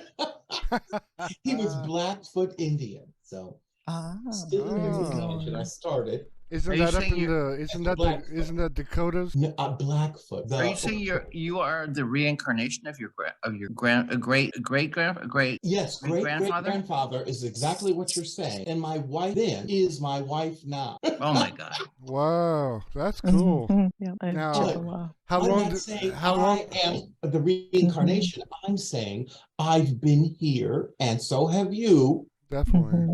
or in a round number, 60,000 years living and still living at the same time, multiple lives. Yes. Yes, multiple lives, multifaceted. We're multifaceted. All right. So I'm going to talk about dance for a hot minute. All the dances for me are love and they're different forms of love. Expression. Yep. Expressions of love. So we could look at a relationship, and then I could pick the dances within a relationship. So the first relationship would be a festival, like you're going to the carnival or the state fair. The first ride I would go on at the state fair, the carnival, would be the merry-go-round, the carousel. In French, speaking French, it's the carousel. Anyway, the music that's played with the carousel is 3/4 time, or the music related to the carousel is 3/4 time, which is Viennese waltz. So a Viennese waltz is a polka. Okay, so we're going to get to polka in a moment. So the waltz, the Viennese waltz, is just like grabbing the brass ring from the carousel ride. Now, a long time ago, there was a brass ring in the front of the carousel, and the person running the ride would say, okay, you see this huge pink panther or whatever stuffed animal they had or whatever range of prizes they had. Whoever can stay on their mount, grab this brass ring, gets what they want. And then everybody on that ride, every kid, even grandma sitting in the bench that's not even a mount, all fantasizing about being able to grab them out and win them. So this is fantasy, and this is you, and this is how we are. Pure imagination or whatever. Yeah. That is Viennese waltz. Samba, did you hear the comment I made earlier in the start of the stream about that? That's why I'm bringing it up. Okay, gotcha. Yeah. Right? And then let's say we leave that ride, we go get something to eat. And then we notice there's a tent. In the tent, there's a band. The band is playing music. And the first song is Foxtrot. So if you listen to any Foxtrots, like It Was Fascination, or if you remember My Fair Lady, a guy sings on the street that you live. And in these songs, the man is fascinated, by the object of his affection, put it that. And he doesn't tell a story. He says a whole bunch of things that are not 3D, because you really can't put how you feel or what you believe or what you know into words describing an object. So this is Foxtrot. Foxtrot is the first form of romantic relationship. Really? Now, I'm not going to go through all the stories, but I am going to talk about the Chinese and the Japanese characters. They're so simple. Two sticks put together. Like if you think about a stick figure, a man, his leg, the two sticks can't stay together by themselves. You need the two to lean up against each other. These two sticks, and Mark put it so eloquent, these sticks, this symbol represents something so simple. That is the character. Are you talking about the four-leaf clover? We could talk about anything. I'm going to talk about Kuan Yin. Are you guys familiar with Kuan Yin? Sounds familiar, but I've not heard of it. All right. Sounds very familiar. So it's going to come to you later. I'm not going to tell you who she is. You guys do your own looking. Oh, wait. It's on the tip of my tongue. Yes, go ahead. You just pulled something out of my memory. Okay, Mike, I got you back. This ain't so bad. Yeah, future expression for Japanese lesson is going to be irashaimase. Irashaimase. That's welcome. Whenever you go to a shop, you always have about 4 or 5 ladies greeting you as you walk into that shop in Japan, especially if you're in Tokyo or a big metropolis. They'll be going, irashaimase, irashaimase. And you're like, man, they treat you like a king coming in. That's everywhere in Japan. It's pretty amazing. Yeah, the differences in world cultures and how things happen is fascinating. For sure. Just buckle up. We're on an exciting journey. I mean, this is just a warm up. Oh my god. I mean, this is so all encompassing. And this is only like 5 or 6 of us tonight. I think this was a very impromptu stream, and I did give a little bit of notice, but everybody will find this. We'll give them a glimpse of what comes. This is just a few of us and how we've been able to connect so much tonight. Any topics? It's just another kind of proof, really, of the multitude of ways in which people can connect. I mean, there are so many ways. I want to learn how to use telepathy. I want to learn how to make a complete link for telepathy, because I've actually had conversations in this body with telepathy before, just like I was out of body. But my NDE and when I astral project, I had the same thing. So I know you can do it in this body. I know it can be. We just forgot how to make the link, but I'm bound to figure it out. And if I can do that, then I'll have figured out gravity, because gravity is how it works. No, I know. I'm convinced. I'm absolutely convinced that we can figure it out. It's just right. And we don't need a big laboratory either. The question is just really up to the individual, I think. How ready is that individual? Like for me, I've had a hard time getting to a new level, another level. outside of my human level, except for the fact that I believe that I've been meeting angels. Except for that, I believe I'm meeting angels that have been giving me opportunities to show love, basically. Okay, we got Jayfro, we got you, and Samba back. Hello. Sorry you were cut off. It's a fast 40 minutes. We got another 40 minutes. We probably should end this and then not too far off for the fast laners. Oh, dude! Wow, we're in California. We're in I know. we're in the zone. This is great, though. This is exactly how I wanted our fireside chats to go. And I am so glad that you're pleased because we wouldn't be here if it weren't for you. So thank you, my man. Awesome. No, I'm just a reflection of. Awesome. I'll take it. I love everybody here. This is so great. Thank you all for spending time together. And I look forward to more. At the same time, I know. my eyes are burning. Yeah, so I'm going to hang in there, but I might peel off in a bit. Hey, Mike, Jayfro has a connection with you that you don't know about yet. Oh, really? Oh, no, I don't think so. I mean, because we chatted. Well, but I did take a little bit of French. I didn't tell you. You weren't one of my students, were you? No. This was plus longtemps, I think. But I did take a little bit, enough to get in trouble with a good accent and not a whole lot of vocab. But that'll be fun. So we'll save. Are you local? Where are you? California based? Oh, yeah. She's my roommate. She owns this place that I'm living in. We're in Sonoma County, yeah. Oh, that's so cool. We're just a couple exits down from your work. Oh, yeah, no. So, yeah. More than we're neighbors. Well, you know what I mean. In my mind, it's a couple. We're neighbors. You know, like I said, I was like I said, I've got, I spent a lot of time in your part of the world. I've got very, very good friends up in Santa Rosa, you know, and I've been up. My kid's gone to camp there, you know, up in Santa Rosa. So I've been up there a lot. I'm very familiar with your 1 hour, 15 minutes north where I am. Now, do you teach on site or do you do remote or both? You had the other way though. You go to San Jose, right? SJ. Yes, I work at San Jose City College. Right. So SRJC, SJCC, very close. SRJC, Santa Rosa City College, right? Right. So. Oh, I thought you were. Yeah. So, but I do like I say, Santa Rosa City College. I do know. Well, I was on academic senate for a number of years, and the president of the senate at Santa Rosa City College and me, we know each other. His name is Eric Thompson, and he's a wonderful person, a religious studies teacher, actually. Oh, wow. My friend's boss for a while. I have a friend who worked under him as an adjunct teaching religious studies at the humanities department at my college under Eric Thompson. Funny. There you go. Funny. Wow. My friend Emily, I had lunch with that one time in the last 3 years. Well, I wonder if Emily has ever been, you know, I don't know if she was involved in the academic senate and if she ever came to any of our meetings. Maybe I met her in one of these conferences, you know, that we have. I don't know. But yeah, that is so cool. Samba, yeah, that was gravity, for a lack of a better word. I just say gravity so everybody can understand what I'm. You know what this is, Mark? And I want to bring this up.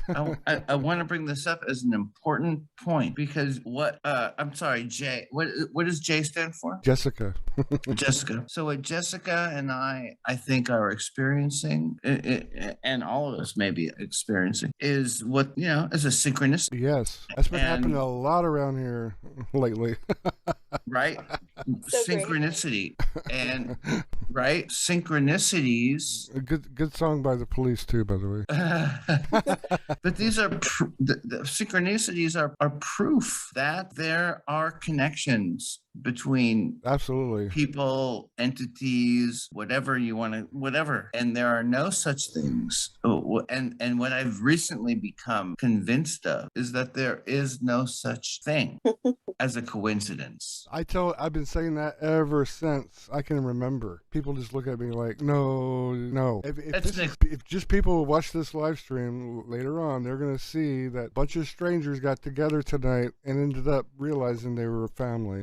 The frustrating thing is the lack of perspective and how difficult it is to obtain true perspective. And that is really kind of, I think, what limits us. And so it takes a while, just thinking about how long it takes to be convinced that there are no accidents or coincidences. It takes life experience, and that takes time, and that lends perspective. And that's kind of the only way to get it, unless you figure out how to shortcut things. When you say, exactly, Jessica, when you say it's a coincidence, what you're saying is, what you're doing is diminishing the power of the experience, because there are no coincidences. And if there are no coincidences, then you must say, then it was a divine intervention. Sure. And if you say it was just a coincidence, then you are saying there is no such thing as a divine intervention.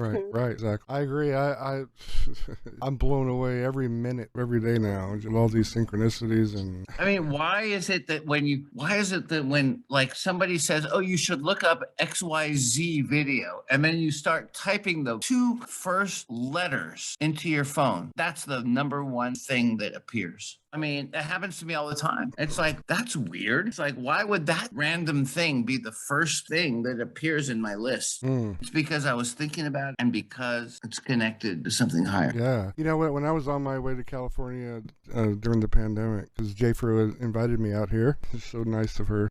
I stopped at the first gas station I came to out of, what is that? Jayfro helped me, or Mike, you can help me. It was the Bullhead City coming out of Arizona into California, or what is that? I don't know. It's that first town you get to when you come out of Arizona. No. Like anyway, I stopped at this Valero gas station, which we don't have Valero in Tennessee, where I came from, and I kind of off the highway. I had to drive like a couple miles to get to it, but I got there. The guy that was running the convenience store and the gas pumps knew my parent. Just a total random place that I got gas. I mean, and we had never lived in California or anything, but the guy went to college with my dad and my mom. That was incredible. I mean, like, I totally blew me away. I was like, our state was on fire. You couldn't see your hand for the smoke. I said, come on. I guess you got to come then. Come on up. And I think what a lot of people do that don't believe in anything beyond themselves is that they say, oh, that's just a weird random thing. But nothing is random in this world or in this universe, right? No. Everything is pre-planned. Everything is known. Speaking of that, Tesla said 369. If you guys learn those numbers, then you'll learn the secrets to the universe. Well, isn't it funny how my number on my first podcast with Jeff was, what was it, 693? Yeah. And then remember I was teaching you guys the throat technique to clear your mind. Well, that girl just happened to be one of his guests like a year ago. I didn't know that. I found her channel another way. And then her number of her interview was 396. And so isn't that interesting how Tesla's numbers connected all of us somehow? It's amazing. It's amazing. It's like none of it is random. There is nothing random. There is nothing random about our lives or about what we are experiencing. And it might surprise us because we are in this dimension completely separated from source and completely separated from who we are. But in reality, it is not random. Like I was saying on my second interview with Jeff, there has to be some kind of supercomputer that's keeping track of all these quantum moves. I don't know how else to explain it. Like, there's got to be something that's keeping track of all this data. I mean, our data, our personal data, I'm pretty sure is stored in our DNA. What they call junk DNA is. Junk. But I think at some point that data is replicated. If you know anything about computer mainframes, you have a redundant backup. You don't lose all your data, especially in the military. We always had replication going on. So and maybe that's where the Akashic records are kept, maybe, or something. But that's a lot of data to sift through. Who is sifting through that data? But I mean, I'm just a rhetorical question, Gord. But somebody, maybe it's an army of grays or something totally keeping No. track of all this. Or the Watchers, like in the Book of Enoch. Yeah, they call them the Watchers. Who are these Watchers? I want to know who they are. Like the guy that disappeared in front of me when I was 11 years old. Who was that guy? Was he a Watcher, Angel? I mean, like that show Fringe. That, I don't know. what is this? Wait. Can you back up for a second? Back up. Sorry, my mind's going a million miles. Back up for a second. What happened when you were 11 years old? You didn't see my first interview with Jeff? I did, but this drunk man helped us get this tire for our camper with the flat tire. Oh yeah, that one, right? Yes, and he vanished in front of me. He and his car just vanished, and I'm the only one that saw it. Apparently. Why was I chosen to see that? What was the deal there? Because that set me on a path that really changed my life, like in a major way, but I didn't really know how. It took all this time to put all those pieces together. And I'm still looking for answers, but I'm a lot closer than I was when I was 11, for sure. Right. No, I do remember that now. Yeah, I do remember that now. That was a very strange story and a very bizarre thing that happened. But, especially because you were young, only 11, right? Very, very easily, it was very easily able to be dismissed because of your age. Right. I know. Yes, I know that too. But why? I'm curious. So family members that coming in that are watching this, or you're going to watch it later, tell me if any of you have experienced what I experienced there. Have you ever had a helper, or a guide, an angel, whatever you want to call, help you out and then vanish? I want to know about it. I want to tell you something that just happened recently within the last 3 weeks. Okay. And I don't know if it was an angel, but I think it was. Because I believe that we are always being tested. I haven't even told you guys about all my other angel stories. I just cherry picked the ones I needed to explain my NDEs best. Well, then you'll tell me if this resonates. Okay. With you, because this is just a weird thing that happened. I ordered food with DoorDash. Okay. And the food arrived, and the guy came, and I went out to get it. And the guy he didn't really speak any English, and it was cold. And he asked me if I had a jacket for him. And I said, what? He said, yes, it's very cold. I'm cold. Do you have a jacket for me? And I said, I think I do. Let me go upstairs. You wait here. I'll grab, I took the food, and I said, don't go away. Stay here. I'm going to go up and get you a jacket. And I went upstairs and I got a jacket for him and I brought it down and I gave it to him and he put it on and we kind of hugged. Wow. And I said, looks great on you, whatever. Good luck. Goodbye. And that was it. It was really just really as simple as that. So sweet. That's awesome. Well, man. yes. It was, but I mean, how often do DoorDash drivers ask you for a jacket? Right, yeah. And I thought about it and I said, I wonder if it was a test. Right, yeah. Seeing how I would respond. Would I say, you, man? Who am I? What am I supposed to do for you? I'm sure he would have got. I'm sure there's plenty of other people he would have definitely got that reaction from. I'm sure. Right, but my reaction was, wait here. I'm going to get you a jacket, and That's awesome, did. Man. That's awesome. And how did he act? He loved it, and we had a beautiful moment. That's amazing. Now, have you ordered from DoorDash since, and have you got that driver? No, I haven't gotten him again. Did you leave him? And he didn't even speak English. He was from he said, I just got here from Colombia. Oh, wow. What he said. Wow. And I'm like, well, welcome. I hope you're okay. And here's a jacket. And please stay warm. Bienvenido. Yeah, bienvenido, Estados Unidos, whatever. But the thing is, whatever the language, the thing was this, it was just the weirdest thing because no time in my ever life has a delivery driver asked me for anything. They just give me the food. Nobody has, at no time ever in my life has anyone said, oh, can you spare a jacket because I'm cold? I mean, it was just a very bizarre request that I felt needed to have a response. And I gave the response and I gave him the jacket and he was happy. But after that, I said, God, I wonder if that was a test of my love. Because maybe most people would have said, are you? Just give me the food and go on your way. Right? But I thought it was maybe some kind of a test of love. Yeah. Because that's why we're here, is to give our love to others, no matter what. And if someone says, I'm cold, do you have a jacket for me? That's why I will say, yes, I do. Yeah, that's why I was saying to people, the other day, show attention to the people around you. So many people are in such a hurry, they just worried about their own fear of life. But there's so many people around them. If they just pay attention, people have secret. You never know when it's an angel that's testing you. Yes. That's what my point is. Testing, is this person, is Michael going to rise to the challenge? Or is he going to tell this guy to off? See what I'm saying? Yeah. I can tell you're still digesting that experience. I am still digesting this experience, and I feel so good about it, actually. Yeah. Because I can imagine. I went up to my apartment and I got the jacket and I brought it down and I said, try this on. Is it warm enough for you? Is it going to work out for you? And it looks good on you. Go off on your merry way. And it was a beautiful thing. And we hugged. And I think that was an angel. I don't think it was a person. Yeah. Sometimes you got to wonder why they come and why you're allowed to see them at the times you do. Because sometimes it doesn't appear they're trying to help you in some way. Sometimes I swear, it's just to let you know that they know that you know.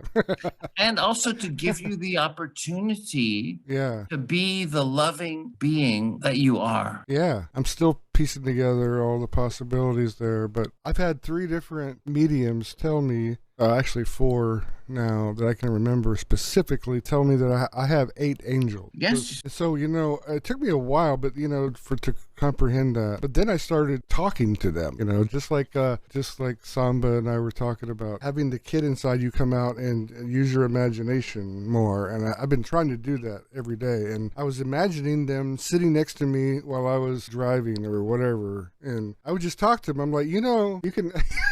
People only heard me what I was saying. They probably think I was nuts. But I talk to them now. I'm like, you can come sit down here in the passenger seat. There's nobody there. One of you can sit here and talk to me and nobody will ever know. It's you and me. I say that all the time, like jokingly, but in hopes that one day they'll just reappear when I want them to appear. Maybe that'll happen someday. That'll be amazing. Then I can just sit and ask them millions of questions. And maybe they're there without you even seeing them. Yeah, maybe they're there. I mean... Oh, you just got a message from Samba in the YouTube chat. He goes, Archangel Michael Burke, Richard Dreyfuss. Oh, what a sweetie. What a sweetie. Now, I'm no Archangel. I do listen to the YouTube videos of Archangel Michael from the Galactic Federation and all that stuff. I don't know if anyone else does. But, I've they have to some of the Galactic Federation a long time ago. This was when I was going down deep rabbit holes and stuff. That came across my lane a few times. Yeah, I listen to those all the time. Yeah. They're wonderful messages. They're beautiful, loving messages. Yeah. I've never, I have a friend who lives in South Carolina that just listens to every single one of them. And he writes me once in a while with messages that he thought were pretty cool that he's heard. And they're very inspiring. And that, I can't say where exactly they come from. I guess they're channeled. What I'm guessing is that they're channeled through somebody and then posted on YouTube. But I don't really care, because if you listen to these messages, they are the most beautiful things and the most inspiring things that you've ever heard. And I don't care if it's coming from a spirit or from a human being. I don't really care, because they are inspiring. Yeah. Something else I want to explore in the future. We're going to wrap this up soon, but it's getting late. Yeah, it's getting late. And let's see, what time is it here? 1 o'clock in the morning. Of course, our Linda and her Aussie buddies over there down under in New Zealand and Tasmania had a connection down there recently. We have family in just about every nook in the planet that I've been able to far. South Africa, we have a new family member from South Africa. I'm listening, but I'm just going to go. Okay, yeah. Yeah, don't do that in the dream.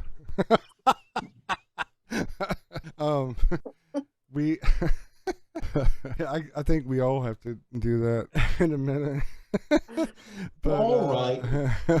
Mark, let me share a story. Wait. But I want to finish this one thought real fast. Okay, Samba, hang on. Okay, so what you guys don't know is what I've seen the last couple of weeks, especially this week so far. I've been getting people that have been what I'm calling right now, for lack of a better phrase, quantum collisions seems to be a common thing that I'm seeing happen in our group. We're colliding, like Eve, aka, seems to have had a quantum collision with her old life and this new one she's still learning about. But this is not just her, it goes deeper. A lot of people all of a sudden are starting to experience these quantum collisions where they're running into timelines that they're not normally running into. So I want to explore that later as we go into these podcasts. Anyway, go ahead. That's all I wanted. I was going to answer your question. Okay. Now, usually when I have dreams, I usually have the same dreams every night. I'm not telling you every night I dream the same exact thing, but it's pretty much the same things I do on a daily basis. Now, one day, probably 3-4 years ago,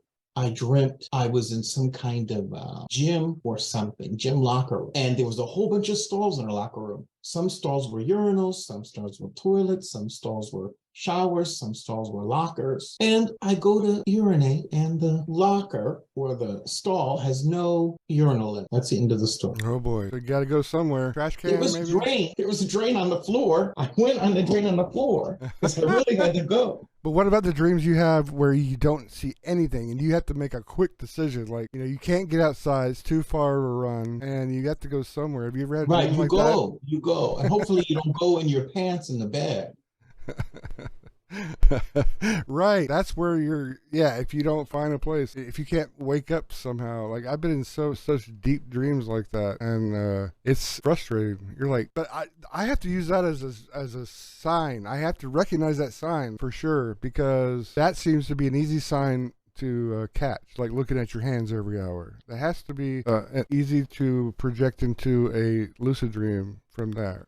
Well, it's already a lucid dream, so I guess projection would be your next step. That would be cool if I could recognize that as a sign and then be in control. That's what I'm talking about. I was going to ask you about that, but now I got my answer. Thank you. Yeah, I think that would be a good dream post to project from instead of falling back, because it's so real. I've had this dream a lot because I drink a lot of water, so I usually get up a couple times a night, to do that. So yeah, it can be frustrating. You're trying to find a place, and you're like, I think that's your mind just telling you that, hey, you need to go to the bathroom. But for some reason, we don't recognize right away as a sign. I wonder why. Your body is probably talking to you. Your body's, so yeah. When I have many dreams, the things that are most pressing, they come through, and they're not a part of a standard dream, I'm going to say. I'm not saying it can't be repetitive or repetitious. I'm saying having to go to the bathroom just is not a part of a standard dream. I usually don't dream about that. Right. So yeah, but in my case, it's actually I need to go to the bathroom in my physical body. But I don't make that connection for a while, it seems like, in my dream state. It takes me a while to figure that out.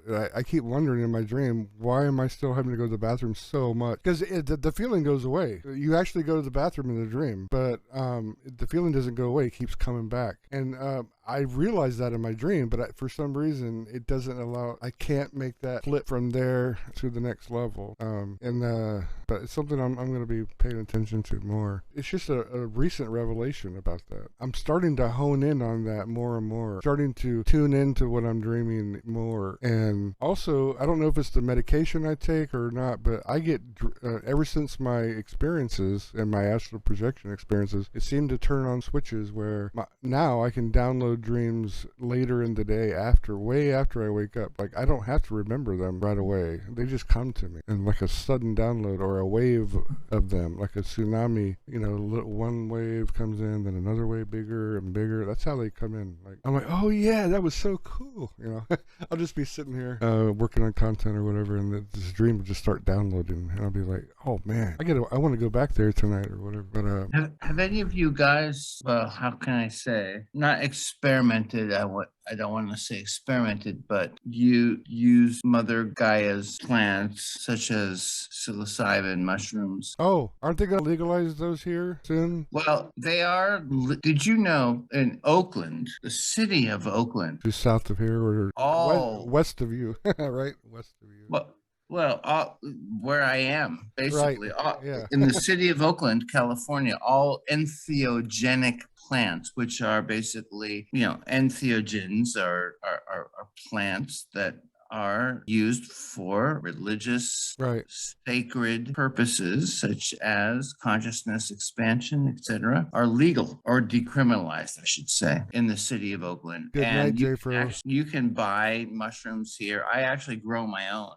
Oh, do you? I was going to do that in the future. I'll have to get some tips from you offline. Yeah, we can talk about that. It's very easy to grow your own mushroom, and I've been doing that. But my question is about more of, regardless of the legal status or not, has it been effective and helpful for anybody? I've tried it a few times, but it didn't seem to work on me. But Jayfro will argue with that. She said I seem to be happier than normal when I try.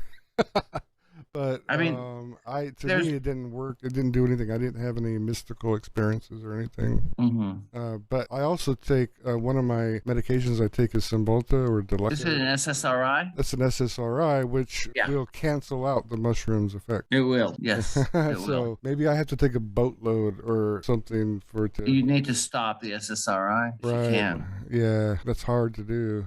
I've stopped. I was taking those and I stopped them. I am trying to stop all what they call, I don't know what they call it, medication, commercial medication. I hear you, man. Anything that's not essential for my life. For example, I was prescribed, I was at one point prescribed like an antidepressant. There was an SSRI. I've stopped taking it. Yeah, I take it for neuropathy, for pain, because my regular What do you pain take, gabapentin or? None of that other stuff worked, like gabapentin or Lyrica. When I first, before I was diagnosed with Lyme disease, they were giving me everything under the sun, they were just throwing things against the wall, trying to make it stick, type of thing. And that's how I'd know, because I've taken just about every one of those things there were. We should talk about it. I'd like to talk to you more about medication, because the more I think about. Hang on, I'm reopening it up. This will be the last time. Okay, come back in. I was telling somebody earlier today that we are living in a live version of Inception, the movie Inception, like a dream within a dream, Linda. Mike, I'm waiting for you to come back. Whew. This was a long stream, but it was a lot of fun. Very interesting tonight. I think we accomplished the missions I wanted to accomplish. Samba, your name reminds me of a Jetsons episode I watched a long, long time ago, many moons ago, where they were doing this dance. Oh, there we go. Dance. They were doing a dance, and it was called the Samba Ramba. I don't know if you ever remember that. If you ever watched the Jetsons, but I remember the Jetsons. I remember they were going the Samba Ramba, Samba Ramba. I don't know why I remember that. He reminded me of do you remember the little sound of the spacecraft, or like bubbles? Totally. All right. No, we need to talk about. I think I would love to talk to you, Mark, about more about medications. But I finally, just when I finally got the right combination, the VA is on board now. I'm the only one in all of California that takes this one medication. Which one? It's called Nucenta. Or tapentadol is the other name of it. I take it for severe pain I have all the time. And my pain. What kind of pain? Well, it's through my whole body, really. But imagine, that how you feel when you get the flu, the aches and pains, that kind of feeling. You're just miserable. Just amplify that by 100 times, and that's how I would feel if I wasn't on all these meds. It's terrible. I wish there was a way I could. What is the supposed cause? Well, Lyme disease, the underlying reason. Oh, Lyme disease. Lyme disease. Lyme disease. But I think some of it has to do with something stemming from the military. Because a bunch of us served during the Gulf War had the same. Where were you in the Gulf War? I was in Hawaii. but nowhere near the front line. But they gave us something. They must have given us one of these vaccines. I think that I don't think it was like some kind of chemical weapon or something like that. It had to be a inoculation because they gave us so many every year. I mean, we cannot trust, right? Obviously, yeah. what the government is giving us. Right. I mean, yeah. I mean, at this point, I'm not an anti-vaxxer by any means. I've always been a person who has been like, yes, we need vaccines against the diseases that are threatening us. But recently, according to recent information is that when my doctors say, by the way, we have it in our records that you have not received the most recent COVID vaccine. You haven't received the mothership download yet. Well, let me tell you this. Last September, I had a pulmonary embolism. Good Lord. Blood clot, tiny little I've heard about that. You're not the only one. There's been a bunch of people with the vaccine. I don't know. I need to find out more because I don't know. But I got it. I got blood clots, and I have no history of it. Nobody in my family has history of it. But yet I got all these tiny little blood clots attacking my lung, which attacked me at 4 in the which resulted in a 911 call, blah, blah, blah, going to the hospital, getting what do they call it? CAT scan or whatever, and they discovered that I had all these little tiny blood You weren't drinking enough water, Mike. Yeah, you weren't drinking enough water, or maybe it was the COVID vaccine. Right. I mean, right? Right. So I'm like, okay. So now when they're telling me, oh, by the way, look there's a new COVID vaccine, you haven't gotten it yet. I'm like, you know what? I'll pass. I'm gonna pass, and because I don't trust it. Yeah, I don't trust it. The ones they seem to give here had the RNA manipulation, which like cutting edge or bleeding edge science, right? I don't know. From companies that never even made vaccines. I don't know. I'd like to talk to you more about it, and about health and about vaccines and about medications. Maybe we'll do some podcasts in the future so everybody can chime in on that one, because that's interesting. That's a big one, actually, is the medical systems and how they work in all of the countries, not just ours. You're right. You're right. I think that'd be a very interesting topic to talk about. But I don't think we can just. I mean, come on. At what point do we just say, "Oh, you want to give me a injection? Sure, go ahead. I trust you." I mean, at some point we have to say, I don't trust you anymore. And I don't know. That's where I'm at right now. I don't trust vaccines anymore because there's no history for me of blood clot. Yeah. Or in my family or anybody in my family or anything in my history. There's no blood clots. So why did I get that? Right. What did they tell you? Well, we're still investigating, and I've had some blood tests, and actually I have an appointment coming up, and I will certainly let you know. Okay, yeah, let us know. That's interesting. When I see the doctor, because that's coming up. I just got an email the other day. How did it make you feel 4 in the morning when you called 911? Do you feel? Oh God. Okay, so maybe some other people might experience this, is why I'm asking. And maybe they'll get a clue faster. Basically, I'm going to make it simple. Okay. No, because there's some other. But basically, what happened was I kind of was shifting positions in my sleep, and at one point, restless body syndrome. Huh? Restless body syndrome. Well, yeah, I was not feeling comfortable. There was some kind of discomfort in my, I would say, neck area, around here. Wow. And there's a discomfort. And then I shifted, and then all of a sudden it's like, oh, wow. And then all of a sudden I had trouble breathing. Yeah. I've been there, done that I couldn't before. breathe. and it was extremely painful, very, very painful, and I couldn't breathe. Wow. And so that's a scary feeling, isn't it? Oh my God. Yeah. I've And had I that had before. my ex-wife or whatever. I'm getting divorced right now. Oh man, I'm sorry. But she called the 911, and her English is, I don't know what the was wrong with her, but she couldn't talk to them. So I had to like, what they're saying, what's your address? I'm like, it's Oh no. I could hardly talk to them. Did she not want you to get help? Or did she just freeze like a deer? Well, maybe she wanted me to die. I don't know, because we are in a very, very bitter divorce right now. But Good regardless Lord. of that, you don't think she might have caused the clots, do you? no, I don't think she did. Okay. I just think she's an idiot. Oh no.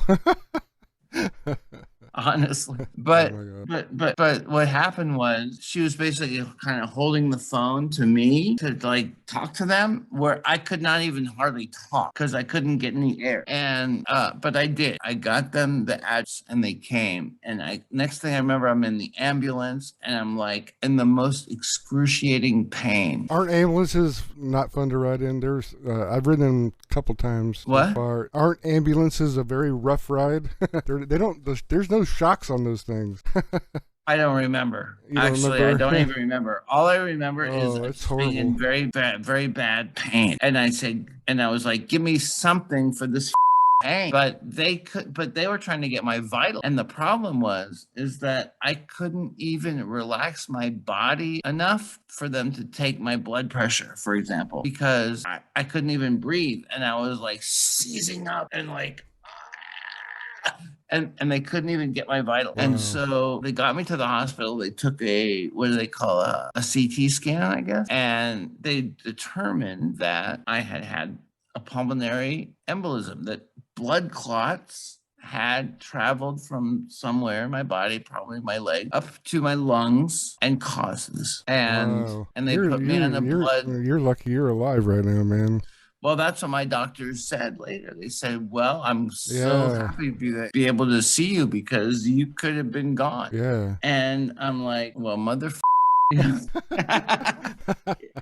And so, yeah. And so, they put me on a blood thinner and over the next but it was very, very painful. But I will tell you this, I will tell you what it produced in me was that shit, if that can happen at 4 a.m. on any random day of the week, then I better get my shit together.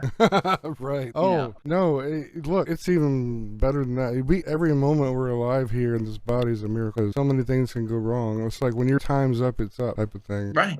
Sometimes, and you wonder if that's by design. It has to be, if you believe everything else we've been talking about. Well, I didn't have an NDE or anything like that. I lived and I didn't go into anything. That's the whole reason that's one of the big reasons I created this channel, was because if that ever happens where I'm out of this body again for good, one of you all have to take the torch and keep running with it. That's why I created. I don't want this information to ever get lost. I didn't have anything like that. I just had extreme pain, and they got me to the hospital, and then they put me on medication, and it eventually went away. But what it did do was it said to me is that you could go at any time of the day or night. Yeah, you could have burglars breaking your house at 4 a.m. and then shoot everybody there. Who knows? Anything could anything could happen. You could have a meteorite, right? Who knows? Or an airplane. I don't know if you ever saw that movie Dead Like Me, or that series Dead Like Me, where the toilet seat from the Mir space station comes and kills the girl right in the middle of the city. No. And she became a Grim Reaper after that. No. It's a cute little series. Oh, Dead Like Me. Oh, I watched that show, Dead Like Me. That was a good show. Yeah. I didn't see that. The guy, one of the main characters. She was good, that girl. She was, wasn't she? But it's true. That's how I learned about the musical artist, not Sade. Something similar to Sade, though. The one that sings Boom Boom Ba. That one. I don't know. Song, but I can't, offhand, I don't. But basically, it showed me that you could be dead tomorrow, Absolutely. Yeah. and it's like, so what are you gonna do? You could wake up in a coma and not even know it, like I did. So That so was basically what it scary as told me hell. was that all the dreams that you've had for your life, you should start realizing them now. Yeah. You should start working on them now. If you've been like just thinking about working and working and working until whatever time, Exactly. you better start reevaluating that, because it could end tomorrow or next week or in 6 months. It could end any time. So if you want to really do the things that you've always dreamed about doing for your whole life, fucking do them now. Yeah. And so I decided, my work, I'm going to retire early. Yeah. I'm going to move to another country, which is France, obviously, because I speak French. I'm a French teacher. Or there's other. Yeah, but I have friends there. I have friends there, and I know the country, and I'm comfortable there, and it's like a second home to me. Nice. So it's like, go there, do what you've always wanted to do, and move there. Yeah. Take your kid away from your up wife, Oh, ex-wife, who is really, I'm sorry. And you know what? I don't want to on the same spiritual path you are. I don't want to, I want to be compassionate, and I'm trying to be compassionate, even to somebody who has caused me and my child a lot of pain. Yeah. Because she doesn't know, it's like what Jesus said, and I'm Jewish, okay? But what did Jesus say? Forgive them, for they know not what they do. Right, yeah. And I've said that. And I forgive her, because I believe she knows not what she's awesome. doing. You learned that lesson. That's awesome, because it's hard to do that. But I also said, hey, for the things that she's doing. Well, yeah, we can't decide that judgment. I can't decide it, but I do have. She'll go. But we have lawyers. And right, let the lawyers do the justice. But I don't want to be unreasonable with her, and I don't want to be mean or anything like that. I want her to have her life, but she has to make her own decisions as well. So, it's partly on her, it's partly on me to a degree. But anyway, I need to get away from her, is my point. I need to get separated from her, and get rid of that negativity in your life. Yes. Period. And to move on with my life. Yeah. And to live the rest of my life, basically the final third of my life. If you divide your life into thirds, right? If you have like 33 years and 33 years and 33 years, let's say you live to 99, right? So I'm 58, almost. I'm 57. I'm almost 58. Okay. So I'm going into the final third of my life. And how do I want to spend that final third? I want to spend it in meditation. Yeah. I want to spend it in doing something you enjoy. Not only doing something I enjoy, but in rejoining the universal cosmic consciousness and meditation. Yeah. I want to spend it not working, not doing any, but in a spiritual way. Yeah, that makes sense. Yeah. Because that's what really counts. Yeah, absolutely. You're right. Yeah. Yeah. And I just want to just say, okay, whatever it takes, let's just end this thing. Let me teach my child about this stuff, and let him have his life. And he loves French and France, and he loves all this shit that I love. He's on board with me with all this. We're best friends. We are best friends. Awesome. Well, Mike, it sounds like you're on the right track, man. And we'll all be sending you our love and energy from here on out to make that happen. I think it's going to happen quick as possible. And this whole path with you guys, and with watching all these things about love and why we're here, it just reinforces the whole paradigm. Yeah. It's all an illusion, right? Yes, this is an illusion. I agree. Don't you agree, right? Absolutely. Yep, we're a dream within a dream.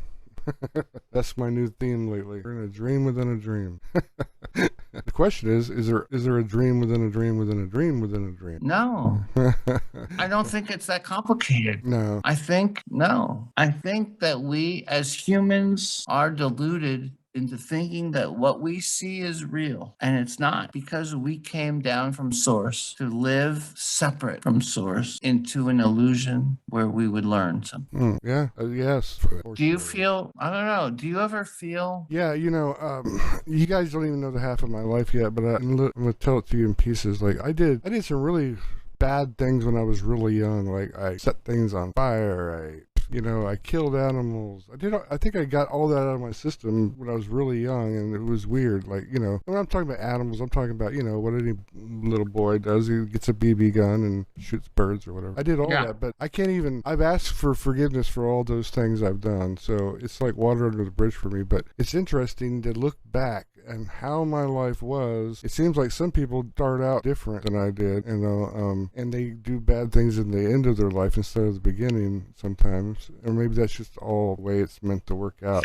It's hard, it's mind-boggling now when I think about it. But, I feel bad about those things now. But I know it taught me lessons, like. But you have a connection but now you have this connection. Yeah. Now I'm like, I love all animals and they love me. They come up to me, like just wild animals will come up to me, like sit on my lap. Like it's weird how that works. Like I used to not be like that as a kid and stuff, but now the reverse, I'm experiencing the good part of that. I understand that. And I wouldn't have understood that lesson unless I had gone through my earlier years, And we used to open up anthills and put in grasshoppers, stuff like that. Just things. Nature. I wouldn't even think of doing that now, But when you were a little kid, I guess you were fascinated with that. Yeah, I agree. Hey, why do we do those? I would things never do this, when but we're I younger, knew that. I don't know. I knew other kids were very cruel to animals, doing very terrible things to animals. I never did, but yeah, with like insects and things like that, it's like, who the cares about insects? Well, I mean, how many times have you stepped on an insect, or even by accident? I wouldn't have thought it was a bad thing when I was a kid or whatever, but now it's I feel. Of course, the greatest Buddhist monk would never even think about stepping on an insect, right? Right. Right. But where you're driving down the road and when after a rain and the road's real steamy, frogs like to jump on the road and you're gonna kill some of them. It's gonna be a given. That's their fault, as far as I'm concerned. I mean, come on. We have to say, you can't take responsibility for everything. But but where the fault, I guess, would lie would be in the intent, right? I mean, what is your intent? Is your intent to cause suffering and pain, or is your intent to I would say just drive across the street? It was more curiosity in my eyes back then, because like my brother and I, we dug a hole once, and we grew up in Florida when I was younger, and we had these big gopher turtles, we called them, and they would dig these burrows for their homes, and we tried a scientific experiment to see if we can bury one upside down, if it would dig its way out. And you know what? It never dug itself out, and it smelled really bad, and my dad gave us a really bad whooping for that. But that's a terrible thing. We weren't trying to kill it. But it's curiosity. It's nothing more than curiosity. I don't think your intent was not to torture an animal. Your intent was curiosity. Right. So that's how I see it. Yeah. But why didn't I turn out to be a hunter like a lot of my friends I grew up with? They hunt to this day. Well, you evolved. I would do it if it was a survival need, like that was the only way I could provide food for people. It's just a natural thing I would do, and I wouldn't think twice about it. But just to do it for sport, I couldn't do that. Killing for sport is it's not. There's a lot of people that do that for the trophies or the whatever. Well, just because there's a lot of people that do it doesn't make it right? Exactly. I mean, killing for sport is not justifiable. Killing because you're hungry is a different story, right? Yeah. So, I mean, there are so many shades, right? Of between black, white, gray, and all everything. Samba, I'm watching what you're typing. He's typing us. What's Samba doing? He says sew buttons, which I don't have my chat open right now. It's okay. Go on, Mike. I'm like, sew buttons. Where's that coming from? Samba is I can tell. I love listening to Samba. I love listening to what Samba has to say. Samba is a very Hey, Samba, clear we're gonna have and to, intentional spirit. yeah, I think we're gonna have a section in our Facebook group called Samba Says ... All right. On that note, you might as well make me admin. Okay. Okay. All right. We have 10 minutes, it says, until this closes. So we got to wrap up, guys. All right. But, Well, hey, I gotta say, let you. me just say that wow, tonight has been an amazing experience. Just to connect with people on the same path. Yeah, most of us haven't watched this yet, so maybe, hopefully, a lot of people have the attention span to get through it all. But I created a fast lane playlist, and I've been editing the first few streams. I've been learning DaVinci Resolve. I don't know if you've ever heard of that. No. So it's actually an open source video editor, video and audio editor that a lot of Hollywood producers use apparently. And so, but I've been learning it lately, so that's why it's taking some time to get my first content up. But I'm getting there, getting dangerous, slicing and dicing. I love it. This will be condensed too, of course, in time. You know, it's all a process of refinement in a way, right? Of our spirits and souls. It's a process of refinement. Yeah, Linda. That's how I see it. I'm glad you showed up, Linda. Linda with a Y. I call her Linda with a Y because that separates her from all the others. Because I don't have anybody out that I've accepted a friendship from. Where's she at? Is she on? She's in Australia. Linda, correct me if I'm wrong. You're in Brisbane or maybe it was Melbourne. No, I think she was maybe it was New South Wales. Oh, there she is, Linda. Yes, we are. We have here to learn love. We have Kirsty with a K and Linda with a Y. No, she's right though. The last thing I'm looking at, what she says is, Linda says, yes, we are here to learn love. Love is above all. Melbourne. I said Melbourne my second. And it's the only thing. Melbourne. You guys call it Melbourne, like that. You don't pronounce the R like we do. Like Melbourne, most Americans would probably say Melbourne, Brisbane. Right. Well, here, hey, Darwin. If you're in San Francisco Bay Area, right down, an hour south of where you are, we have Brisbane. We call it Brisbane. But it's, it's basically spelled the same, right? Last time I was in Brisbane, I was watching them wheel a crate with a baby kangaroo on board the plane. I don't know where. It must have been going to. I think we were flying to Sydney, then to Adelaide after that. You've been to Australia, yeah. Oh, I was married to an Australian for a spell. I call her my military wife because I met her. Oh my! She and her friends from Adelaide were on a world tour, and Hawaii was their last stop. So that's how. Oh my! And so back then we didn't have the internet or phones or nothing. I just wrote back and forth in the mail for about a year. We got together eventually. Oh, that's so cool! I didn't know. Yeah. I didn't know. The sad part of the story is my daughter was only 3 years old when she took her back to Australia, and I haven't seen her in person since that. So you haven't seen your daughter since she's been 3? Yeah, and she's 29 now. Oh my goodness! You should try to see her. I've been. You have no idea. But I started another family after that. So it's just money. I didn't have money to travel. It's very expensive. I mean, the military paid for me to go every time before. It was I used to enter contests to get free tickets to go there. All kinds of stuff. Family stories are some of the hardest, really. Oh, Linda, your ex-husband was American. You have to tell us that story one night. So, Linda, next time we're going to have this stream about experiences. That's what I'm calling this series. You'll have to come into Zoom and talk to. Oh yeah, Linda, we have to talk to you. I want to talk to you. Everybody listening to this in the future. I want to talk to you all like this. Can I just say one thing for you, Mark? Is thank you for bringing all these people together. Oh man, all of us together. It's amazing how this all happened. It's really amazing. Yeah, I'm excited. Linda. Oh yeah, one day Linda, she'll come find me. Hopefully it won't be on the Jerry Springer show or something. Jerry Springer. What was the last time? Oh my, it's been a hot minute since I've seen his show. But it's been at least 15 years for Jerry Springer. Oh my God, yeah. That was a crazy. You know what? Oh God, to capitalize on people's negative energies like that is just the worst.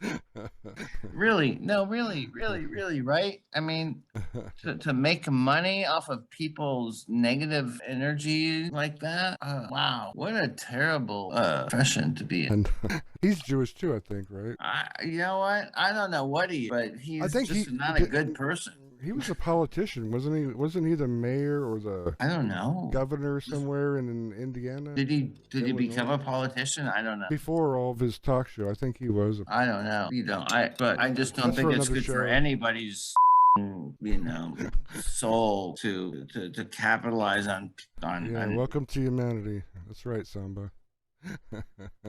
Yeah, right. Welcome Samba to humanity, says. right. That's right. All right, Samba, we'll talk about giving you Samba, you're awesome. I enjoy listening to you and hearing what you have to say. You can help J-Fro with all the crowds that are coming in the future. We've only got 110 people that are on there. At least when I started the stream, there was like 110 or 115 people, and we have almost 1,500, if not more, subscribers now on this channel. So really? We have lots of potential growth in our our group. Yeah. Well, that's great. And again, I think a lot of us probably, I don't know how many. I mean, certainly I saw your interview, on Jeff Mara, and that I launched my channel the day that interview. Right. Well, that prompted me. It all happened all at once. It was like, here you go, Mark. Wanted it? Here you go. You got it. No, but that was the catalyst. And there's always a catalyst. Yeah, always. I mean, Jeff and Mara is definitely our catalyst for sure. Some people, when they saw that interview with him and me, just saw his channel for the first time. When they saw my interview was the first thing they've ever seen on the channel. I've had lots of people tell me that. So wow. He's gained 5,000 subscribers since our first interview. So. Wow. Yeah. I mean, I had seen a few other interviews with him before yours. I don't remember exactly, but I did subscribe to him at some point. Maybe it was. Oh, yes. Governor in Ohio, Samba says. I knew he was governor somewhere. Oh, my God. What a scary guy. Well, I'm going to wrap it up, Mike. All right. We'll put a pin in this conversation. I think we're all ready for bedtime. Oh my God! Yeah. Even us here in California. I know it's going to happen. I know everybody's going to start jumping on here right when I hit the kill switch. But don't worry, guys. We're going to make this a very regular thing. And we just lost our Zoom. Mike got cut off. So guys, it was so nice to see you, all those who came out tonight, and I love you all.